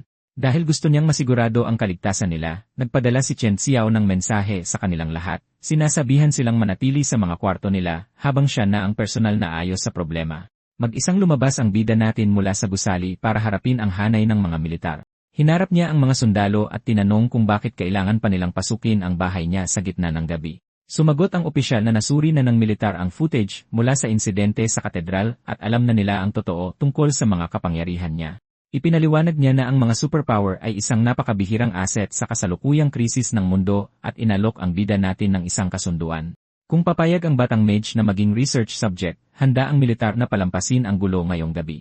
Pero mabilis na nabasa ng bida natin ang totoong motibo sa alok na ito.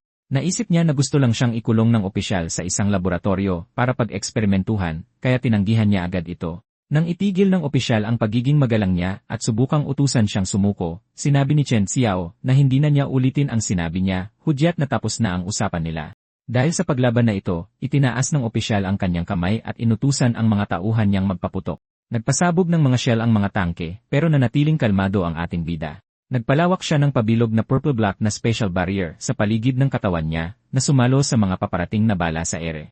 Natulala sa sobrang gulat ang mga sundalong nakapanood sa gilid habang nakikitang nawala ng silbi ang mga mabibigat nilang armas. Para ipakita ang totoong lawak ng lakas niya, iniunat ni Chen Xiao ang kamay niya sa langit at gumawa ng isang madilim at umiikot na special rift. Sinabihan niya ang mga sundalo na pwede na nilang bawiin ang mga armas nila bago lamunin ng rift ang isang helicopter at ilang missiles na nagdulot ng malaking pagsabog na nagpaliwanag sa kalangitan. Napilitan ng opisyal na takpan ang mukha niya mula sa pagsabog at tulalang napatingin sa taas, gulat na gulat sa tindi ng kapangyarihang meron ang ating bida. Tumayo ang ating bida bilang isang madilim na anino sa loob ng purple na aura at binalaan ang commander na ang susunod niyang atake ay ididirekta mismo sa mga tropa. Nang ma-realize na wala silang laban, tuluyan ng sumuko ang opisyal. Pero nagbigay siya ng isang seryosong babala base sa mga pinakabagong ulat ng panahon na ipinapaliwanag na ang naranasang heatwave ay simula pa lang ng mas matinding sakuna. Tumingin siya sa batang mage ng may desperadong mukha at iginiit na baka nakasalalay sa mga taong may kapangyarihan niya ang kaligtasan ng sangkatauhan. Hindi na tinag ang ating bida sa pakiusap na ito ng kabayanihan. Ipinaliwanag niyang hindi siya santo at wala siyang interes na maging tagapagligtas. Ang tanging pakialam lang niya ay patayin ang sinumang manggugulo sa katahimikan niya. Ipinunto niya na ang mundo ay malapit ng mawalan ng batas, kaya hindi na siya natatakot sa kapangyarihan ng militar. Sa kabila ng pagiging malamig niya, nag-alok siya ng kaunting pag-asa sa pagsasabing baka tumulong siya kung handa silang makipagkasundo. Sobrang desperado na ang opisyal sa tulong kaya halos pumayag siya sa lahat ng kondisyon. Pagkatapos nito, ibinunyag ni Chen Xiao ang totoong layunin niya. Inutos niya sa opisyal na pakilusin ang lahat ng makukuhang materyales ng militar at engineering power para gawing isang malaking hindi mapapasok na Doomsday Fortress ang buong apartment building niya. Kinabukasan, isang pormasyon ng mga military tank at armored vehicle ang pumasok sa bakuran ng residential complex para simulan ang ipinangakong trabaho. Isang mabigat na burden truck ng militar na may mga antena ang dumaan sa apartment building kasabay ng pagsisimula ng proyekto. Ang may peking opisyal ng militar ay tumayo sa bakuran para harapin sina Chen Xiao at Liu Yu kasama ang ilang medical personnel. Ipinaliwanag niyang magsisimula na agad ang konstruksyon. Pero dahil ang ilan sa mga ikakabit ay gumagamit ng classified military technology, gagawin muna nila ang mga pangunahing module sa base nila at saka dadalhin doon para buuin. Tiningnan ng ating bida ang opisyal gamit ang nakasanayan nitong pulang mga mata at pumayag ng walang anumang pag-aalinlangan. Nang mausisang magtanong ang opisyal tungkol sa pagkakakilanlan ni Liu Yu, iniba ni Chen ang usapan at sinabing isa lang itong residente na nagsisilbing sekretary niya para sa araw na iyon. Matapos iyon, isinenyas ng military officer ang gusali at opisyal na idineklara ang pagsisimula ng paggawa ng fortress. Nagsimula na ang trabaho habang nagbabasa ng mga detalyadong blueprint ang mga engineer at inangat ng mga crane ang mga naglalakihang high-tech na solar array papunta sa bubong. Masiglang ipinaliwanag ng opisyal na ang mga panel na ito ay 10 beses na mas matibay kaysa sa orihinal at nag-aalok ng triple ng energy storage at thermal conversion efficiency kaysa sa mga pangkaraniwang modelo. Nakikinig ng mabuti ang ating bida at inutusan si Liu Yu na isulat ang mga specification na ito sa clipboard niya. Nagpatuloy ang mga pagbabago kasabay ng paglalagay ng isang military-grade backup generator. Ipinunto ng opisyal na kaya nitong panatilihing may kuryente ang buong gusali kahit na mahabang panahon pa ang lumipas na maulap ang panahon. Habang gumagamit ang mga trabahador ng mga mabibigat na drill na nagpapalipad ng mga tilamsik ng apoy, binigyang diin ng opisyal ang ikatlong item sa listahan, mga pader sa labas na pinatibay ng composite armor plating.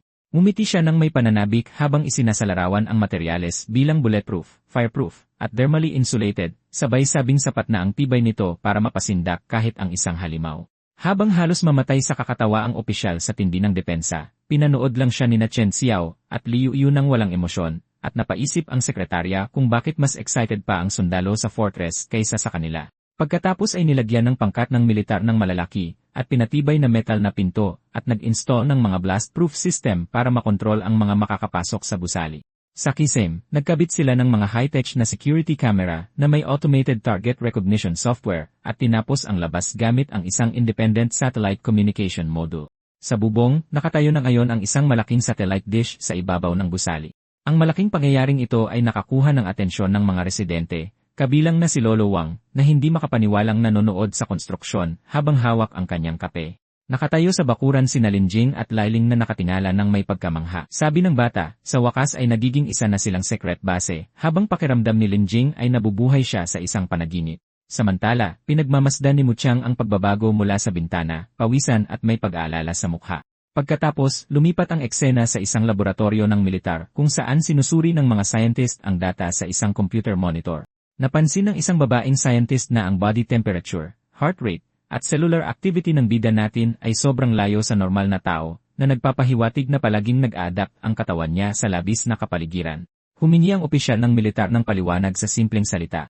Ipinaliwanag ng scientist ang hinala nila na ang sakuna ay hindi lang isang simpleng heatwave. Sa halip, naglalabas ng pambihirang enerhiya sa biosphere ang abnormal solar activity at magnetic disturbances. Dahil dito, napipilitan ang bahagi ng populasyon na dumaan sa adaptive mutations, na nilinaw ng lalaking scientist na siya mismong pinagmumulan ng mga awakened ability. Naisip ng opisyal na ibig sabihin nito ay hindi lang mga tao ang magmumutate sa hinaharap at lumingon para makita si Chen Xiao na nakatayo sa likuran niya. Dahil nakakita na ang bida natin ng iba pang awakeners, hindi siya nagulat o natakot sa balita. Ngumisi siya at kaswal na sinabi sa opisyal na may isang organisasyong tinatawag na ERC na kumukuha ngayon ng mga taong may mga superpower. Sinabi niyang tinanggihan niya ang alok nila dahil wala siyang interes na sumali sa kanila. Ang impormasyong ito ay nagdulot ng pangamba sa opisyal nang ma-realize niyang may isa pang grupo na kalaban ng militar para sa katapatan ng batang mage. Habang natatapos ang usapang ito, isang babaeng military technician ang nakaupo sa computer desk habang nakatitig sa monitor niya. Pakiramdam niya ay may pamilyar na mukha sa background ng surveillance footage. Matapos i-pause ang isang video ni Mu Qiang na nakatayo sa tabi ng bida, binuksan niya ang isang personal file. Ibinunyag ng dokumento na si Mu Qiang ay isang lalaking nagngangalang Wang Anchao, isang mapanganib na pugante mula sa Armament Department na matagal nang nawawala.